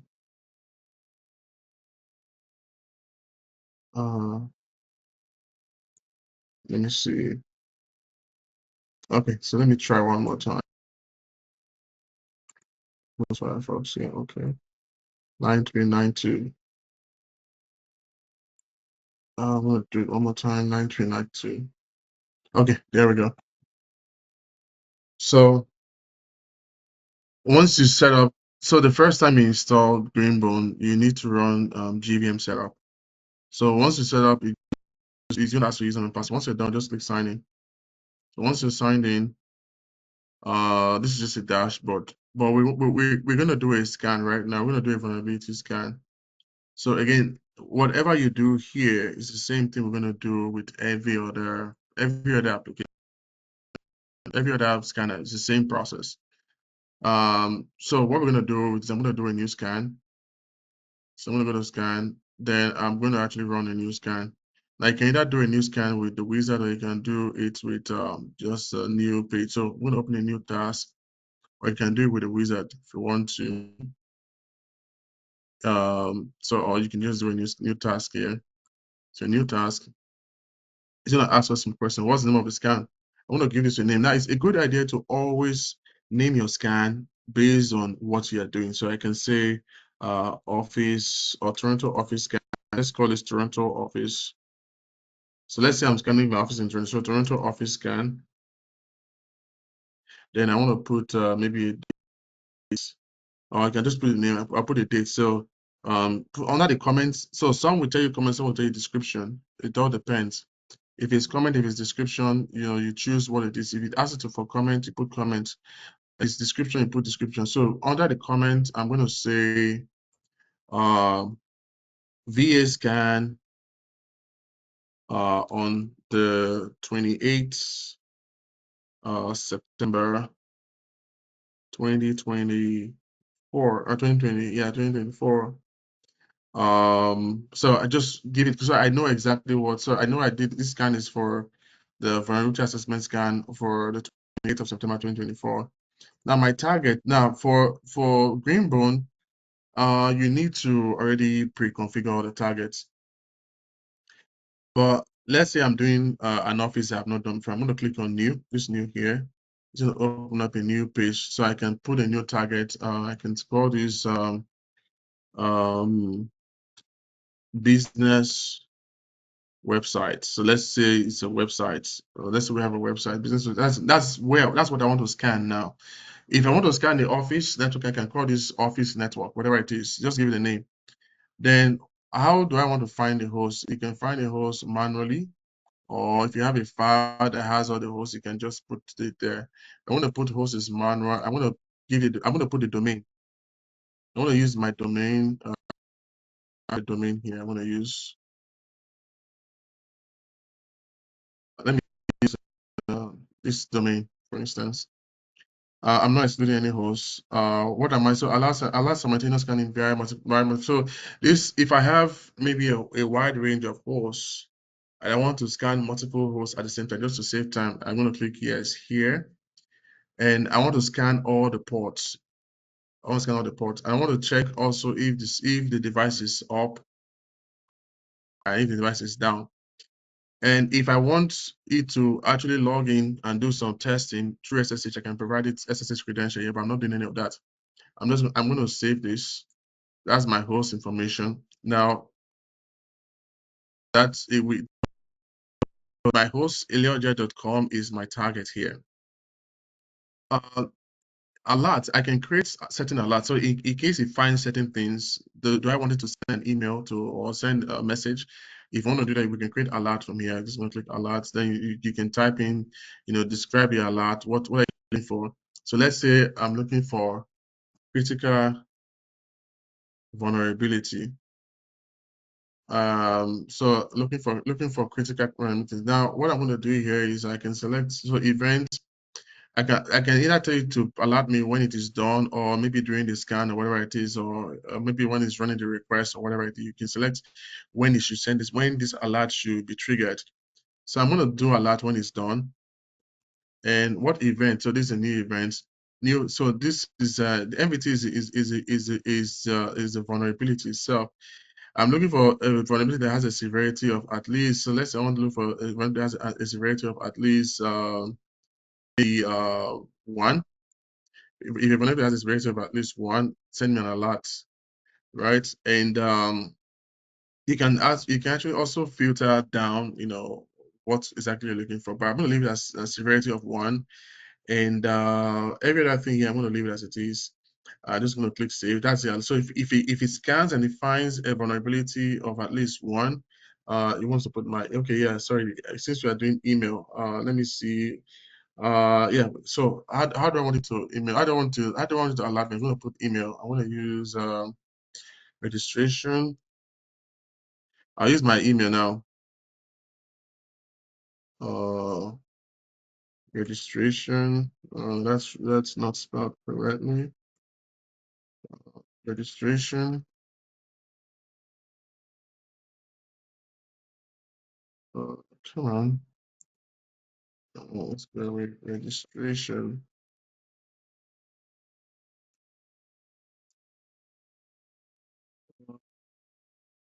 Registration at tdwas.com.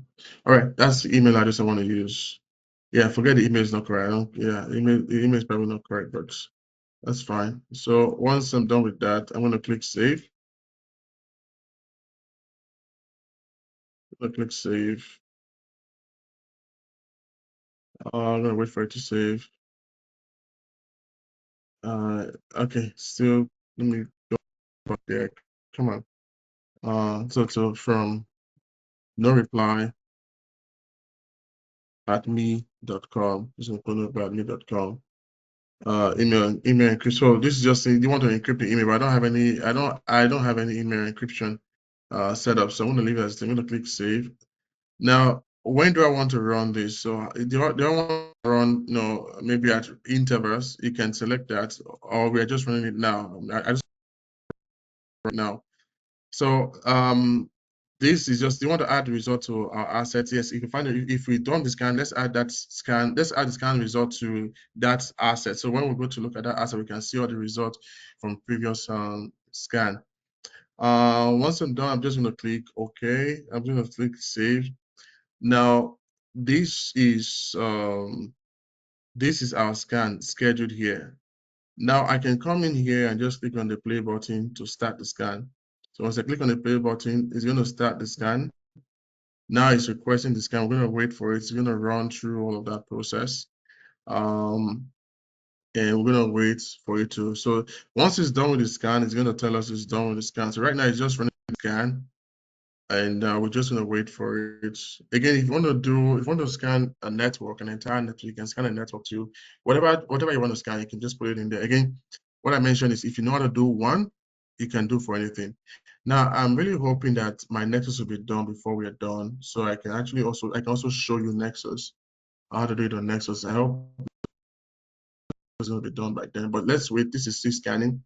Let me go back and check on the Nexus. Let's see if the Nexus is done. If it's done, we can actually look at that too and see how to do the same thing on Nexus. It's the same process. Uh, Nexus is still running. 67%. Yeah, it's not going to let me do any scan until it's done with everything it needs to do. Yeah, let me do any scan until it's done. It looks like it's still taking longer. But let's go back to Greenbone. It's the same thing, the same process.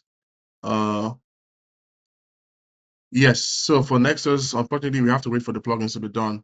Because those plugins are what it needs to actually complete the task that we wanted to complete. Yeah, it's not going to let you do anything until it's done with all the plugins that it needs to download. That's the sad part of it. Now, if you want, yeah, okay, let me see. Let me refresh this. Let's see where we're at with this. So once this is done, yeah, it looks like it got interrupted. I don't know why it got interrupted, but let me see what it is. Let's go here and check what it's talking about. Let's pull up the scan. So it actually had an error. So it looks like it's been blocked.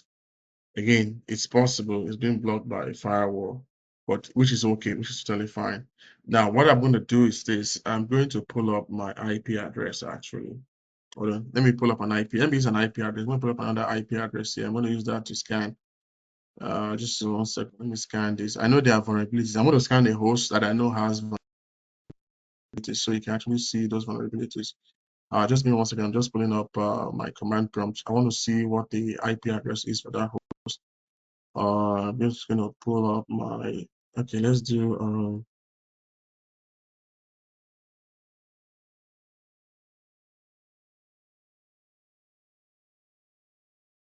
Okay.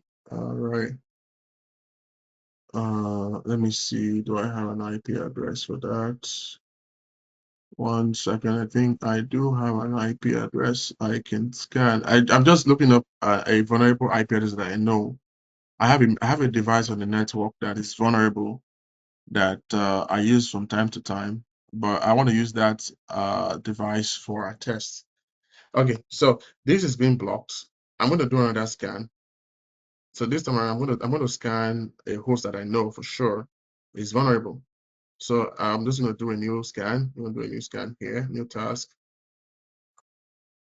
Then I'm going to just run. So let me call it VA host. I'm going to call it VA host. 1 second. I'm going to call it VA.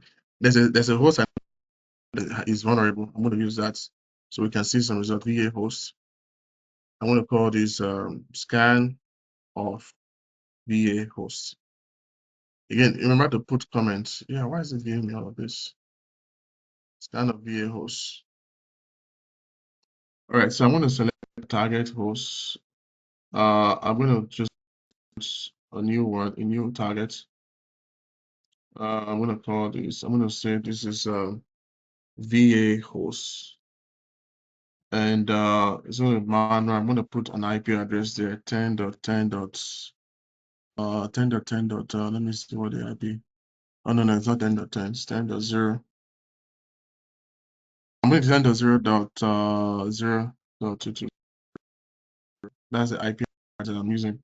I know this host is actually, yeah, I know there's something on this host. I'm just going to click no. I don't want simultaneous scanning. I want to scan all ports, and I'm going to click save. So that's the host I'm scanning. That host 10.10. Yeah, that's the host I'm scanning. You guys with Nexus, you can actually scan any domain, but please, if you're going to be scanning domain, make sure that you have permission to scan that domain. Make sure you have permission. Don't scan a domain you don't have permission. Right, the domain I use, you can scan the domain I use, leojai.com. You can scan that. That's fine. I give you permission to scan that because I own that. I own the host. That host, I own the host. You can scan leojai.com if you want to. The other hosts I have, if you want, I can give you those hosts. You can also scan those too. I don't have a problem with that. That's fine. Because again, there's nothing on that host. It's just empty. I have just empty stuff there. You can scan it and look for vulnerabilities on the host and use that for your report. So I'm going to click save here, and I'm going to run the scan. So I'm going to run VA host scan. I'm going to run this because I want to show you vulnerabilities. I know it has vulnerabilities, and that's why I'm actually scanning it. So I want to scan this host that I have here. We're going to wait for it to run, and we're going to wait for that. We'll wait for that to run. In the meantime, I will close all of this just to free up more memory. Oh, what? It was interrupted too. Why was it interrupted? Let me ping that. So it looks like it actually got interrupted also. It got interrupted. Let me ping it. Let's see IP address. Let me see what the IP address is. Oh, wait a minute. Oh, wait. Oh, wait a minute. This is actually a different stuff. Okay, it's that got interrupted. It didn't actually go through. Let me do one more scan. Let me scan one more address. It's been, I don't know, all the scans have been blocked. Let me use a local host, local scan. Let's do a local scan.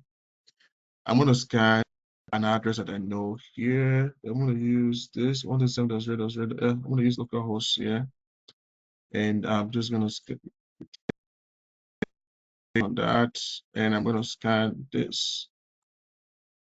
And by the way, I can show you the result from the other ones I scanned. Though I did a scan, so some time ago. I can show you the result just to explain what the output should look like. But I'm going to scan this now. Yeah, you see why I said personally I don't like using Greenboard for clients. Yeah, I personally don't like using Greenboard for clients. But it's just the last option. It's just the last option, right? If I don't have any other tool to use, then I jump on Greenboard. Personally, I don't like Greenboard because Greenboard is good, but sometimes it can be unreliable. Nessus is probably your best entry level tool. Nessus Communication is probably your best entry level tool. The other big names, like I mentioned to you guys before, you cannot use those unless you have a business email. It's not going to let you even sign up unless you have a business email. But let me show you what the report looks like. Let me pull this up. For instance. I'm going to pull this up. I did a scan of this. Let me see this scan. Okay. Okay, this is the scan I did. Let's go to, let me see if I can actually pull up a report on this. Do I even have a report on this? So this is the report on this. Okay, this can actually go through. Let me see. Yeah, nobody. So what I want to look at in the result is the CVE, common vulnerability. This is common vulnerability. So this usually CVE is what CVE is so when we find a vulnerability, usually we give the vulnerability a CVE number. The CVE number is how we identify the vulnerability. So the date and the year it was actually found. So the month itself, the year and the month that the vulnerability was found is part of the CVE number.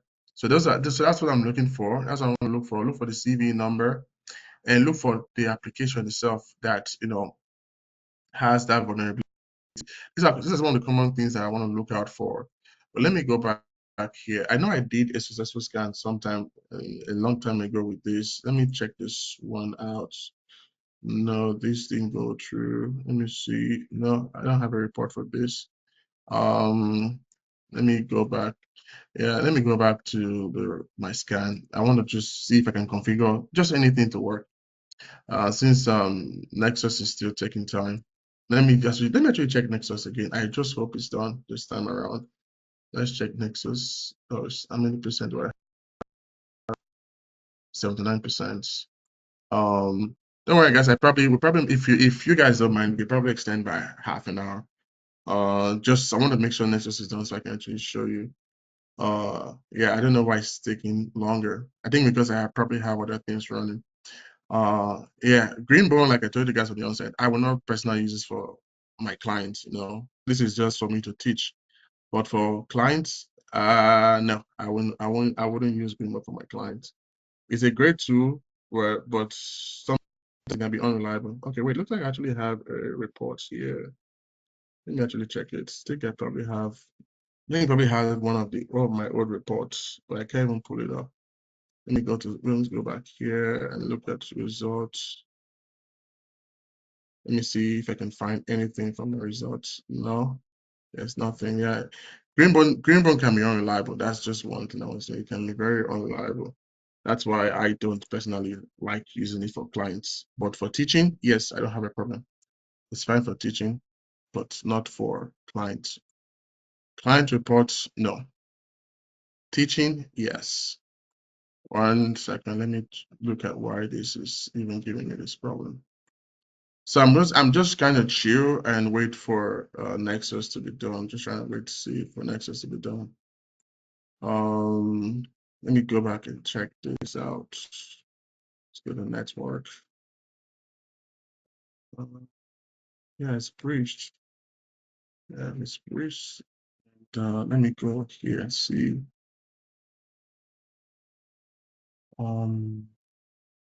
Emmanuel, if you go to if you look at the material I posted, I think the email address is there. If you want to reach out, email address is there. Just give me 1 second, guys. I want to go back to my. Let me go back here. CMD. I have 10 dots. Yeah. I wonder why this is actually not getting. Let me do once again. Let me do a release here. Let me come back here and let's go to wired connection. Let me disconnect it and reconnect it. Okay, good. Looks like it's reconnected. Now let me check the IP address of this. Okay, good. Now it should work. Okay, let me try. Let me scan one more time. The scan I did, the Greenbow scan I did. Let me try that one more time. Because now I have the I is on the same network now. Let me go back to Greenbow. Yeah, Greenbow can be very funny sometimes. GVM. That's what sudo GVM starts. Yeah, it's. Let me wait for it. Let me restart the GVM. Kali.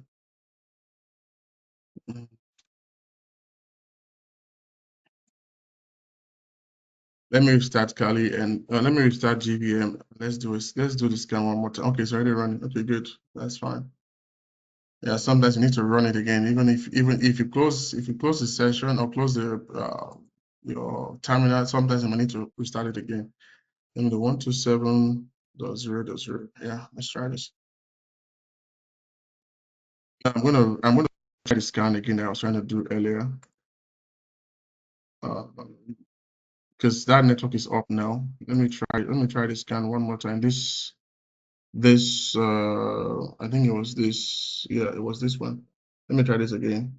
The host is up now. Let me try it one more time, see if it's gonna run. Yeah, I'm gonna wait for it. So it's requesting the scan, and once it starts scanning, it's gonna tell you scanning. I'm gonna wait for it and see. It still got interrupted. It didn't actually go through. Let me see.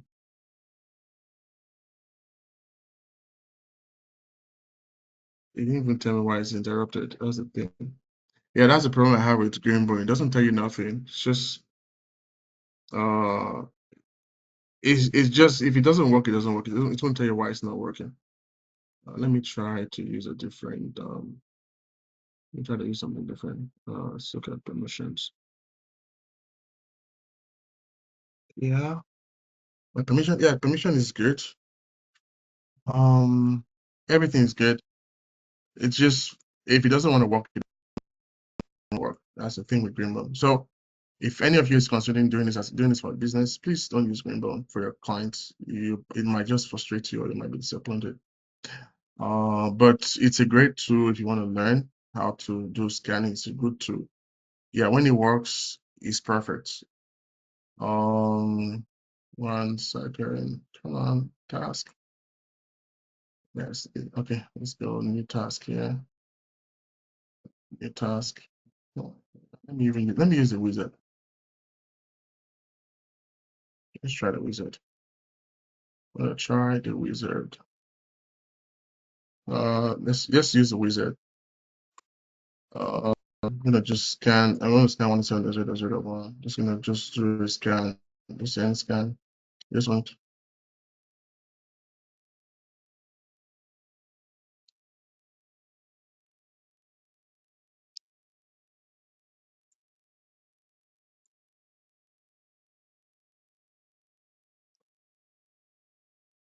Let me see. Yeah, it's still that even didn't work. Yeah, so this is the problem I have with Greenbow. It works sometimes it just doesn't want to work. Let me just see if it's gonna run this time around.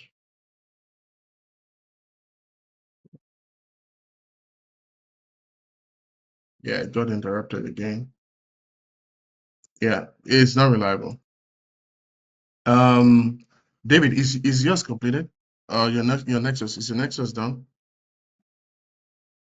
Let me see. No, don't worry about the time. It's don't worry about the timer. It's not gonna the timer is not gonna do anything. Okay, still waiting for plugin. How many percent is your wait time? How many percent do you have, or what percent are you at right now? Let me go back to mine and let's see how many percent I'm at. Okay, good. The good thing, I'm almost done. So mine is 96%. Okay, good. Mine is 96%. So I think I'm almost gonna be through. So once mine is done, yeah, I can now jump in and show you. Mine is 96%. Is in are you still here? Okay, he left. I think he probably has a meeting. Um, so mine is at 96%. Should be done soon. 97%. Let's wait. Oh, yeah. Okay. Uh, let's see. Let's see. 7%. Almost done. Then we can actually look at the real scan with Nexus. We look at a real scan with Nexus. Uh, is yours completed? Is your Nexus completed? Is it done with the plugins? Okay, perfect. Yeah, mine is at 96, 97% now, I guess, or 98%. So mine is almost done, just 2% left. I hope it doesn't install any more plugins after that. Then we can do a scan and look at do some analysis of the scan and see what the result is. It's done 99%. I think I'm almost at 100% now. 99%. I'm just gonna wait few more minutes, and then it should be done.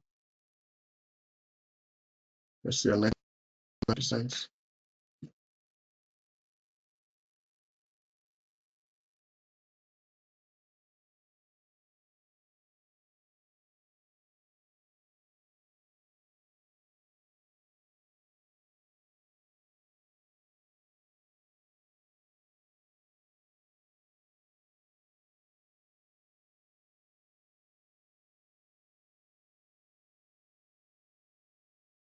Okay, let's see. So all scan.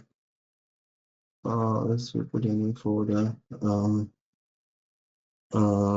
VA assessments. Okay, so VA assessments. I'm gonna do a new scan there. New scan. My scan is pretty new scan. Let me pretty. I'm just gonna refresh that.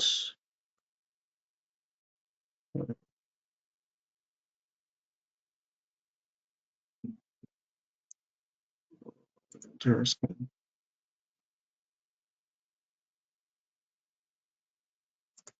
Let's see what. Okay, let's see. Sounds.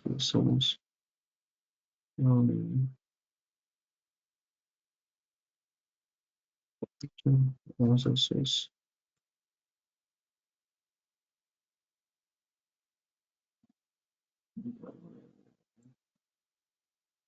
See my account. Oh, you're fine.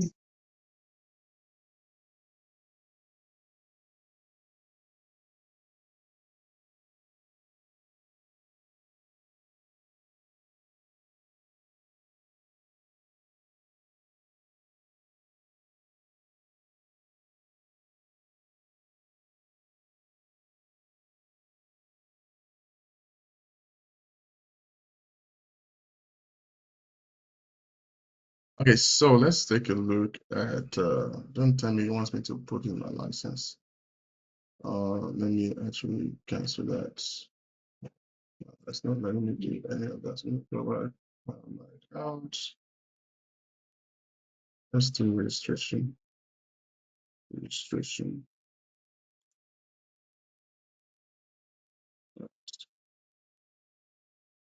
Okay, so that's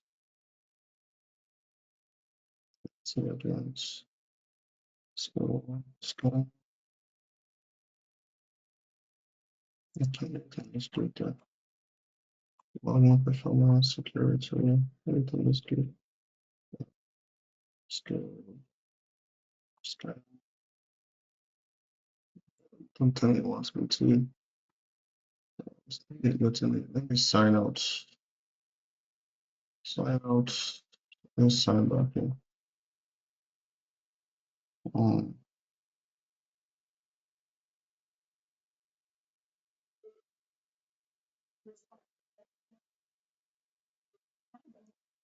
I'm telling these guys want me to. Looks like it wants me to register.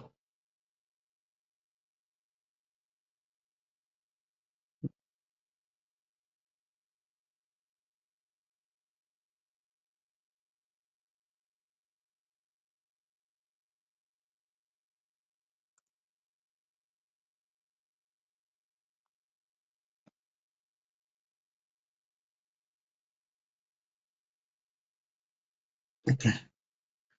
Just give me one second. I'm trying to set it up on my end so I can show you guys. Let me just only try. Okay, I'm doing that.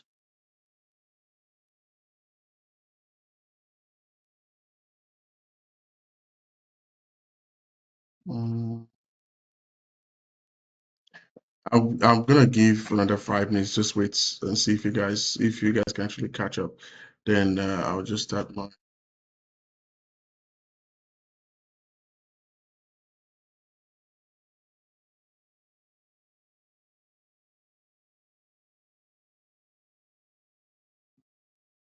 So if you guys want to play with, if you want to also play with Penalty,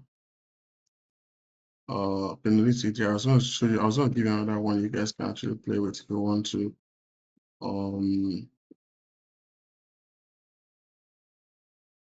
There's another tool you can actually use, but let's stick with what we have, professional.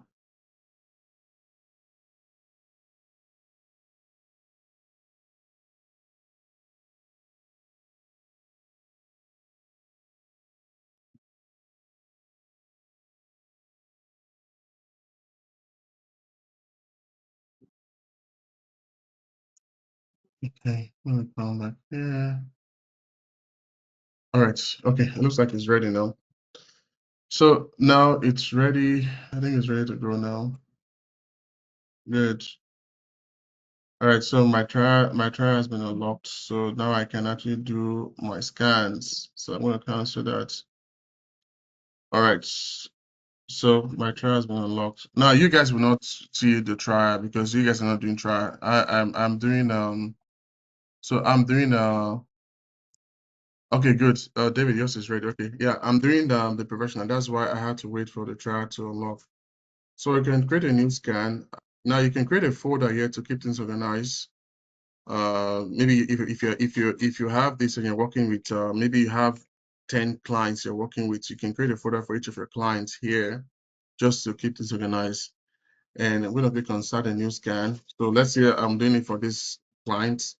We'll click on start a new scan. I created this folder earlier. You can create your own folder if you want to create a folder. You can create a new folder here. So let's say uh Toronto Hydro. So let's say Toronto Hydro is one of my clients. I can create a folder for them. Just create Toronto Hydro. Then start a new scan. Start a new scan, and now these are the different scanners.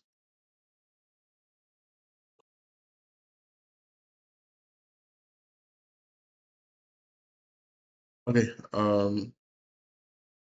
Sorry, just give me 1 second. There's something talking in my background. I need to be.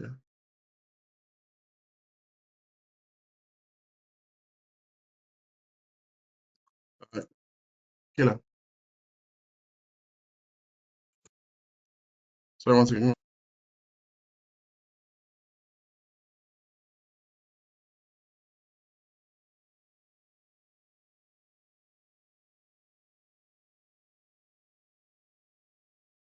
All right, sorry guys, let's continue. So these are different scanners we have. Now, host discovery is just to find all the hosts, all the devices you have on the network, and what they're if they're open ports, it's going to check for that. Now, but we are doing vulnerability scanning. There are different tools we can use for vulnerability scanning. We can do basic. So the basic scan is just going to do basic vulnerability scan. It's going to scan all the hosts and check for what vulnerabilities are there. Now, advanced scan, you can actually configure parameters that you want. You can take out parameters you don't need and parameters you need under the advanced scan. I'm going to start with the basic scan. That's typically what you're going to start with. Start with basic scan. It's going to ask you for the name. What's the name of the scan? So let's say I want to scan. I want to scan local. I want to scan a local host. Let's say I want to scan a local host. I have a local host I want to scan. I just give it a name local. So again, you give it a name. Then you're going to describe it. It's always a good idea to describe it. So give it a name and describe it, and make sure the name is tied to the type of vulnerability, the scan that you're doing. Make sure it's tied to that name.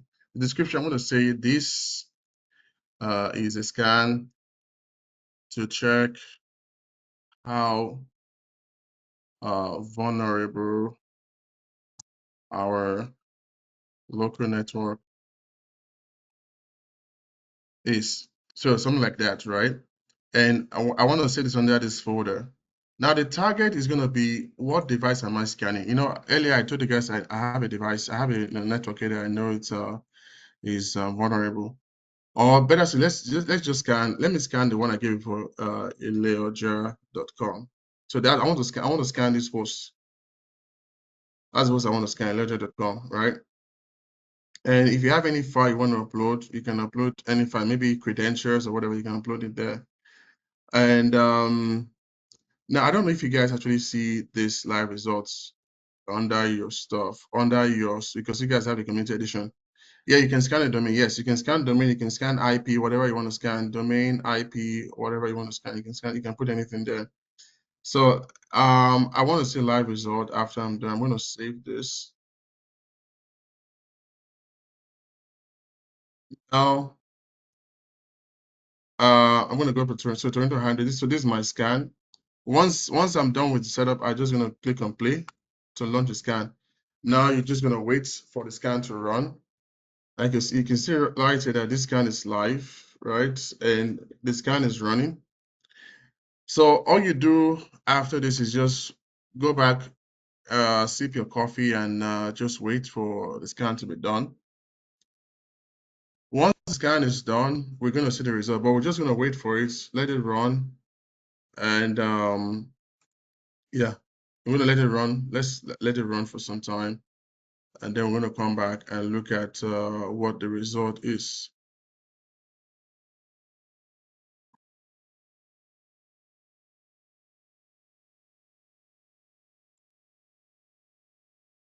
Now, while this is running though, I'm going to do another scan. I want to scan a local machine.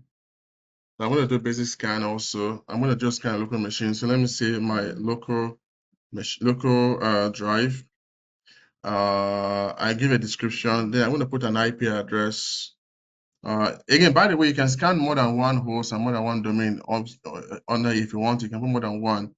But just because of the fact that we are not going to wait here all day to let the scan complete, I'm going to scan just one host. This is 10.0.0.220. Oh, wait, 10.0.0.220. I'm going to scan this host. Now, the reason I'm doing a second scan is just so that I can explain the result to you. Now, you can also adjust your settings. How do you want to discover the host? You want to discover, so what type of scanning I want to scan for hosts, and I also want to scan for ports. You can also configure how you want the result to look like and everything, but I'm going to leave all of that as it is default. I'm going to click OK, and I'm going to go to, I think it's this I did. Yeah, this one I did. I'm going to start the scan. I'm going to let it run. I know this is going to run very fast because it's my local network, so it'll be faster. This is still running. Again, your scan can take minutes, it can take hours, it can take days. Yes, so the duration is based on the size of the network that you're scanning. If you're scanning an entire subnet, it can take you weeks. Sometimes it can take you a couple of days, couple of weeks. right? It doesn't, if you're scanning maybe one host within a network here, that's going to take you maybe a few minutes and it's going to be done. But if you're scanning an entire subnet, that probably might take you weeks to complete. Okay.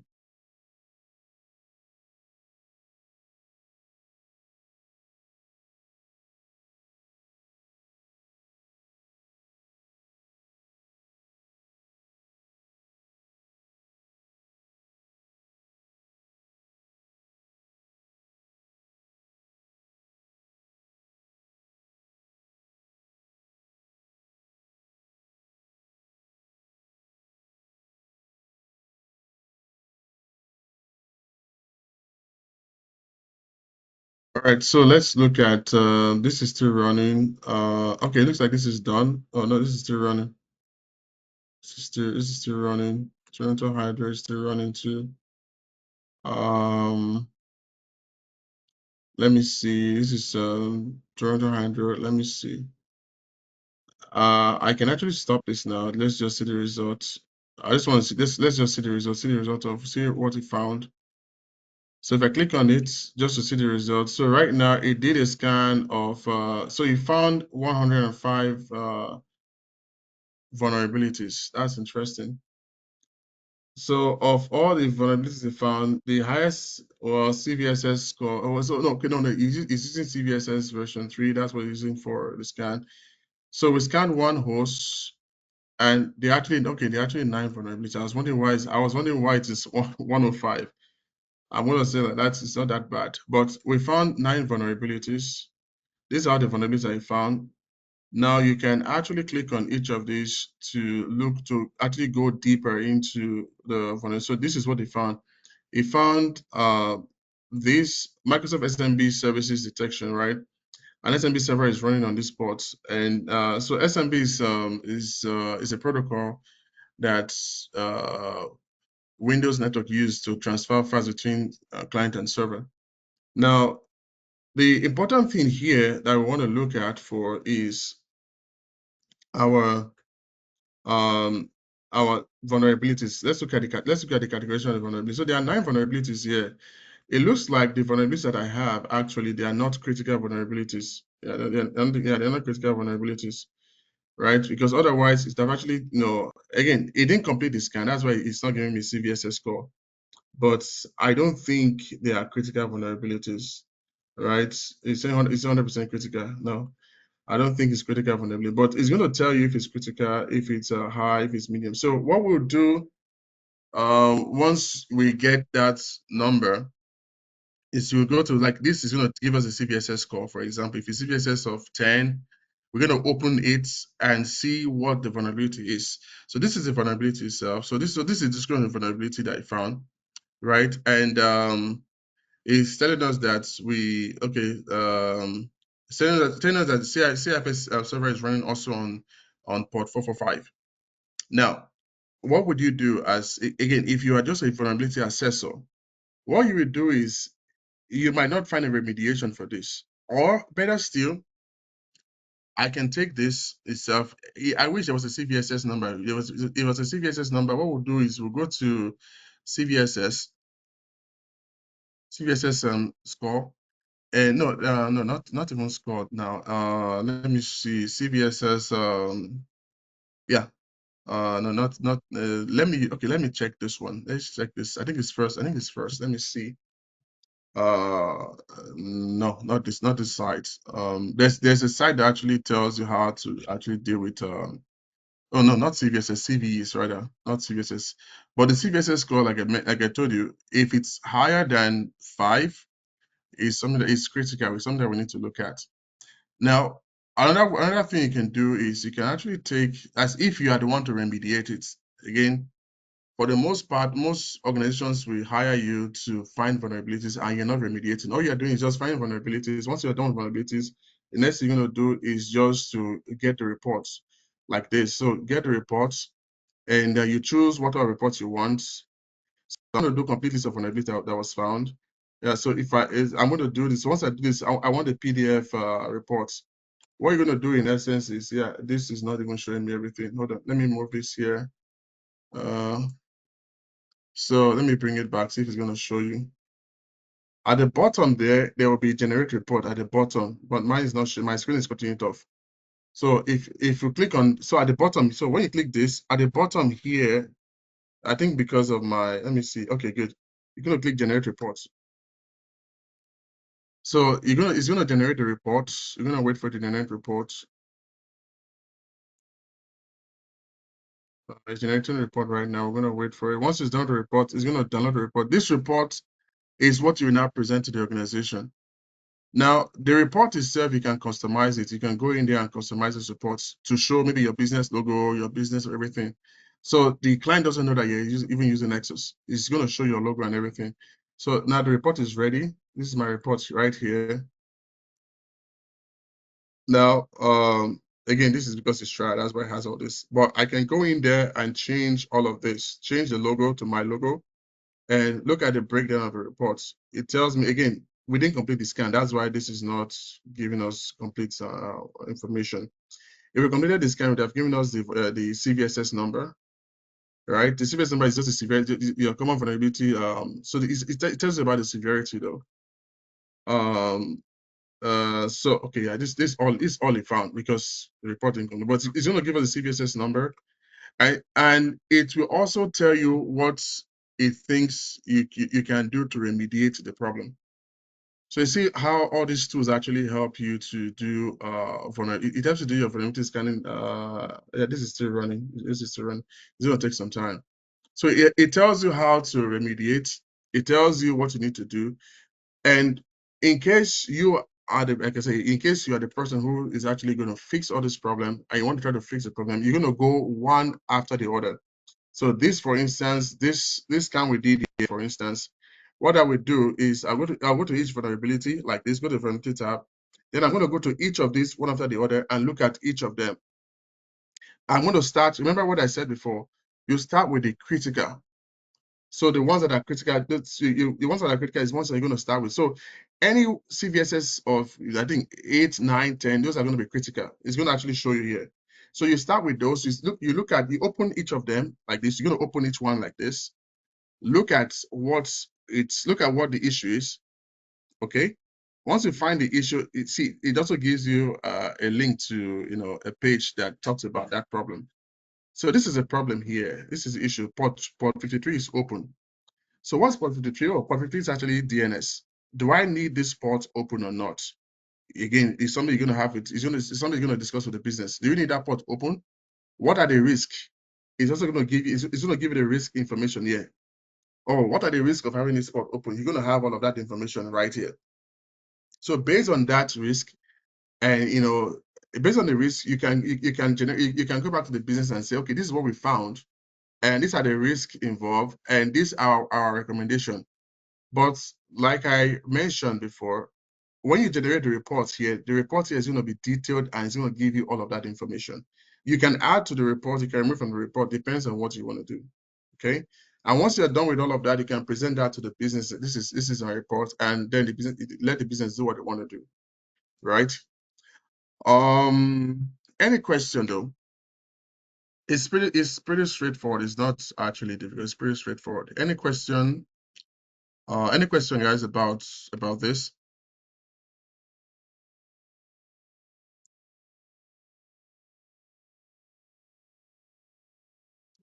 Okay, cool. So it's pretty straightforward. If you have any question about it, maybe after your this is done, you have any question afterwards, yeah, you can actually send an email, right? Send us an email. We can jump in and look at it. Now, the last part of today's presentation, which is going to be the last thing I'm going to do today, is 2 hours is not enough time for you to actually learn everything you need to learn. That's the truth. 2 hours is not enough time for you to learn everything that you need to learn about what I'm just kind of. But the goal of today is just to show you what is obtainable, what you can do with this tool and everything. Now, I talked about common mistake. The last thing I want to mention today is this. Now, we've covered a lot of stuff today, and there's you might have a lot of questions that you want to ask, a lot of clarifications you need to ask. But the point is, the truth is that I can only teach you a few things in a 2 hours in a 2 hours time frame. Most of these things are what I actually what most of these things I actually talked about is what took me months to actually become a master at. Right? But honestly, like I said, if you actually dedicate the time, look at more resources, trust me, you're gonna be a master at this. And you can, and for those of you who are unemployed, you can make this your business. This can become a business for you. I know I have a couple of friends that actually do this, for a living. That's what they do. That's what the business they do. They have clients that they run scans for maybe twice a year, and each scan at least minimum 5,000 and above. It all depends. It all depends on the clients. It depends on the clients you're actually working with, right? But for next steps, you know, again, you can apply what you know. You can come up with scenarios. Ask for permission from maybe network owners, and do some scans and just try to see what you can actually obtain from all this. Nexus is one tool you can use. There are thousands of tools out there. Nexus is one of them, right? Um, yeah, Nexus is one tool. Rapid 7 is also on that too. There are so many tools out there you can actually play with. But let me tell you this, those tools are not cheap. I know Rapid 7 is around, is it $4,000 or so? They sell that for per seat, but it's for the whole year. But there are thousands of tools you can play with. Now, moving on, um, we have a boot camp. Yes, it's a boot camp. We have a cyber boot camp that's going to be starting sometime next month. Now, the boot camp is supposed to walk you through, like in the boot camp, we're going to walk you through from the ground up. Now, I know a lot of persons, might have difficulty understanding some of the things we're talking about today, because some of the things we talked about today are mostly network related and everything. A lot of you probably don't have network experience and so on and so forth. And that's why we put up a boot camp. Now, the boot camp we're putting up is actually going to help. It's a 6-7 weeks boot camp. I'm just going to show you this really quick. Now, what we intend to do in that bootcamp is just walk you through everything from start to finish. It's going to be twice a week anyway, Wednesday and Saturday. We're going to start with the basics of cyber. We're going to go to the fundamentals of networking. Then we'll look at cryptography. Then we're going to talk about web application security. We'll do some malware analysis, and then we'll talk about some things on the cloud. Then we also going to be doing vulnerability assessment too. Yeah, this is just one of the things that we're going to do. Now, everything I have here in the curriculum is just a draft. This is not a real curriculum. The more recent one has more updated programs that we have included in it. And the other good thing about it is that for those of you who are new into cyber, we are going to be showing you how to register for a free cybersecurity certification. It's a certification you can register for that's actually not paid for. Walk you through that process of how to register for that certification and how to do the certification just to validate what you know, right? And like I said, it's a 7 weeks. It's a 7 weeks. It's going to be a 7 weeks. So 2 days a week boot camp. It's going to be on Wednesday and Saturdays, right? And honestly, the price, well, the price of the bootcamp is we're trying to cap it at 1,500. But just for everyone who attend today, what we want to do, we are actually taking 40% off. So the actually three pricing plan that we're looking at. We're taking 40% off, and which brings it down to a total of $900 for the entire 7 weeks. Actually, 7 weeks, because we added more modules to it, so we expanded the time. So that's almost a savings of $600. Now, for the second pricing plan, if you don't have all of that 900, you want to pay instrumental. Yes, we have a option for instrumental payments. Instrumental payments is going to be at 35% off, and there's going to be 3 installments. The first installment is going to be due at sign up. The other is going to be at the second week. Then the last installment is going to be due at the 6 weeks. So it's going to be for $325 for each installment.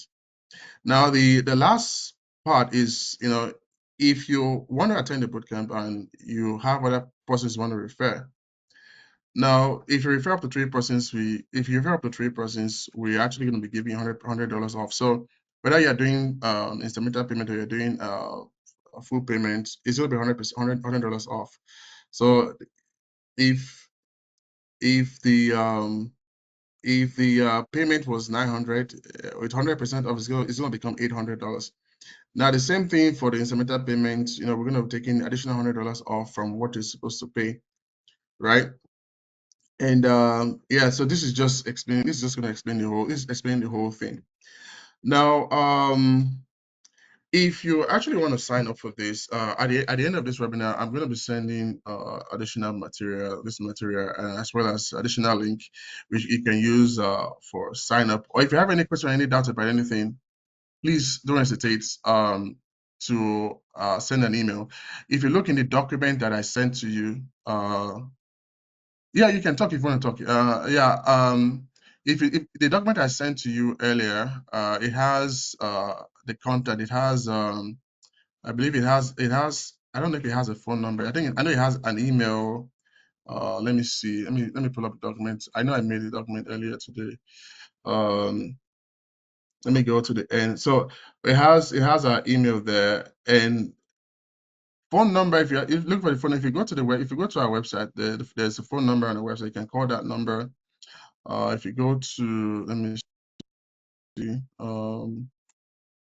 Let's go. If you go to the website itself, there's a phone number on the website right there. You can also call this number. Once you call the number, you can I think you can reach me personally uh on extension 1. Yeah, David, you're asking about Azure. Yes, we offer that training, but we haven't started cloud training yet. We're still working on that in the background. So yeah, but right now we're just offering cybersecurity. Now our cloud training is still under development. So we're still developing the program. We are not done with that yet. So that's why we are not offering cloud yet. But maybe in a few months' time, we should be done with the cloud programs. Yeah, we should be done with the development of the cloud programs. Yeah, in a few months' time though. It's still in the works. So yeah, we are not offering that yet. So, if you have any other question, you can ask. Otherwise, what's going to happen is I'm going to send everyone on this call an email with the material. Yeah, I'm going to send you the slide if you want the slide. Send you the slide for today, and I will also send you additional link if you want to sign up for the bootcamp that you can use to sign up for bootcamp. If you want to refer, if you don't want to, if you maybe you don't want to take cybersecurity, you want to refer others, you can also refer others to the bootcamp. And I promise you, it's going to be one experience that you're going to really, really enjoy for however how long the bootcamp. So the bootcamp is only for 7 weeks.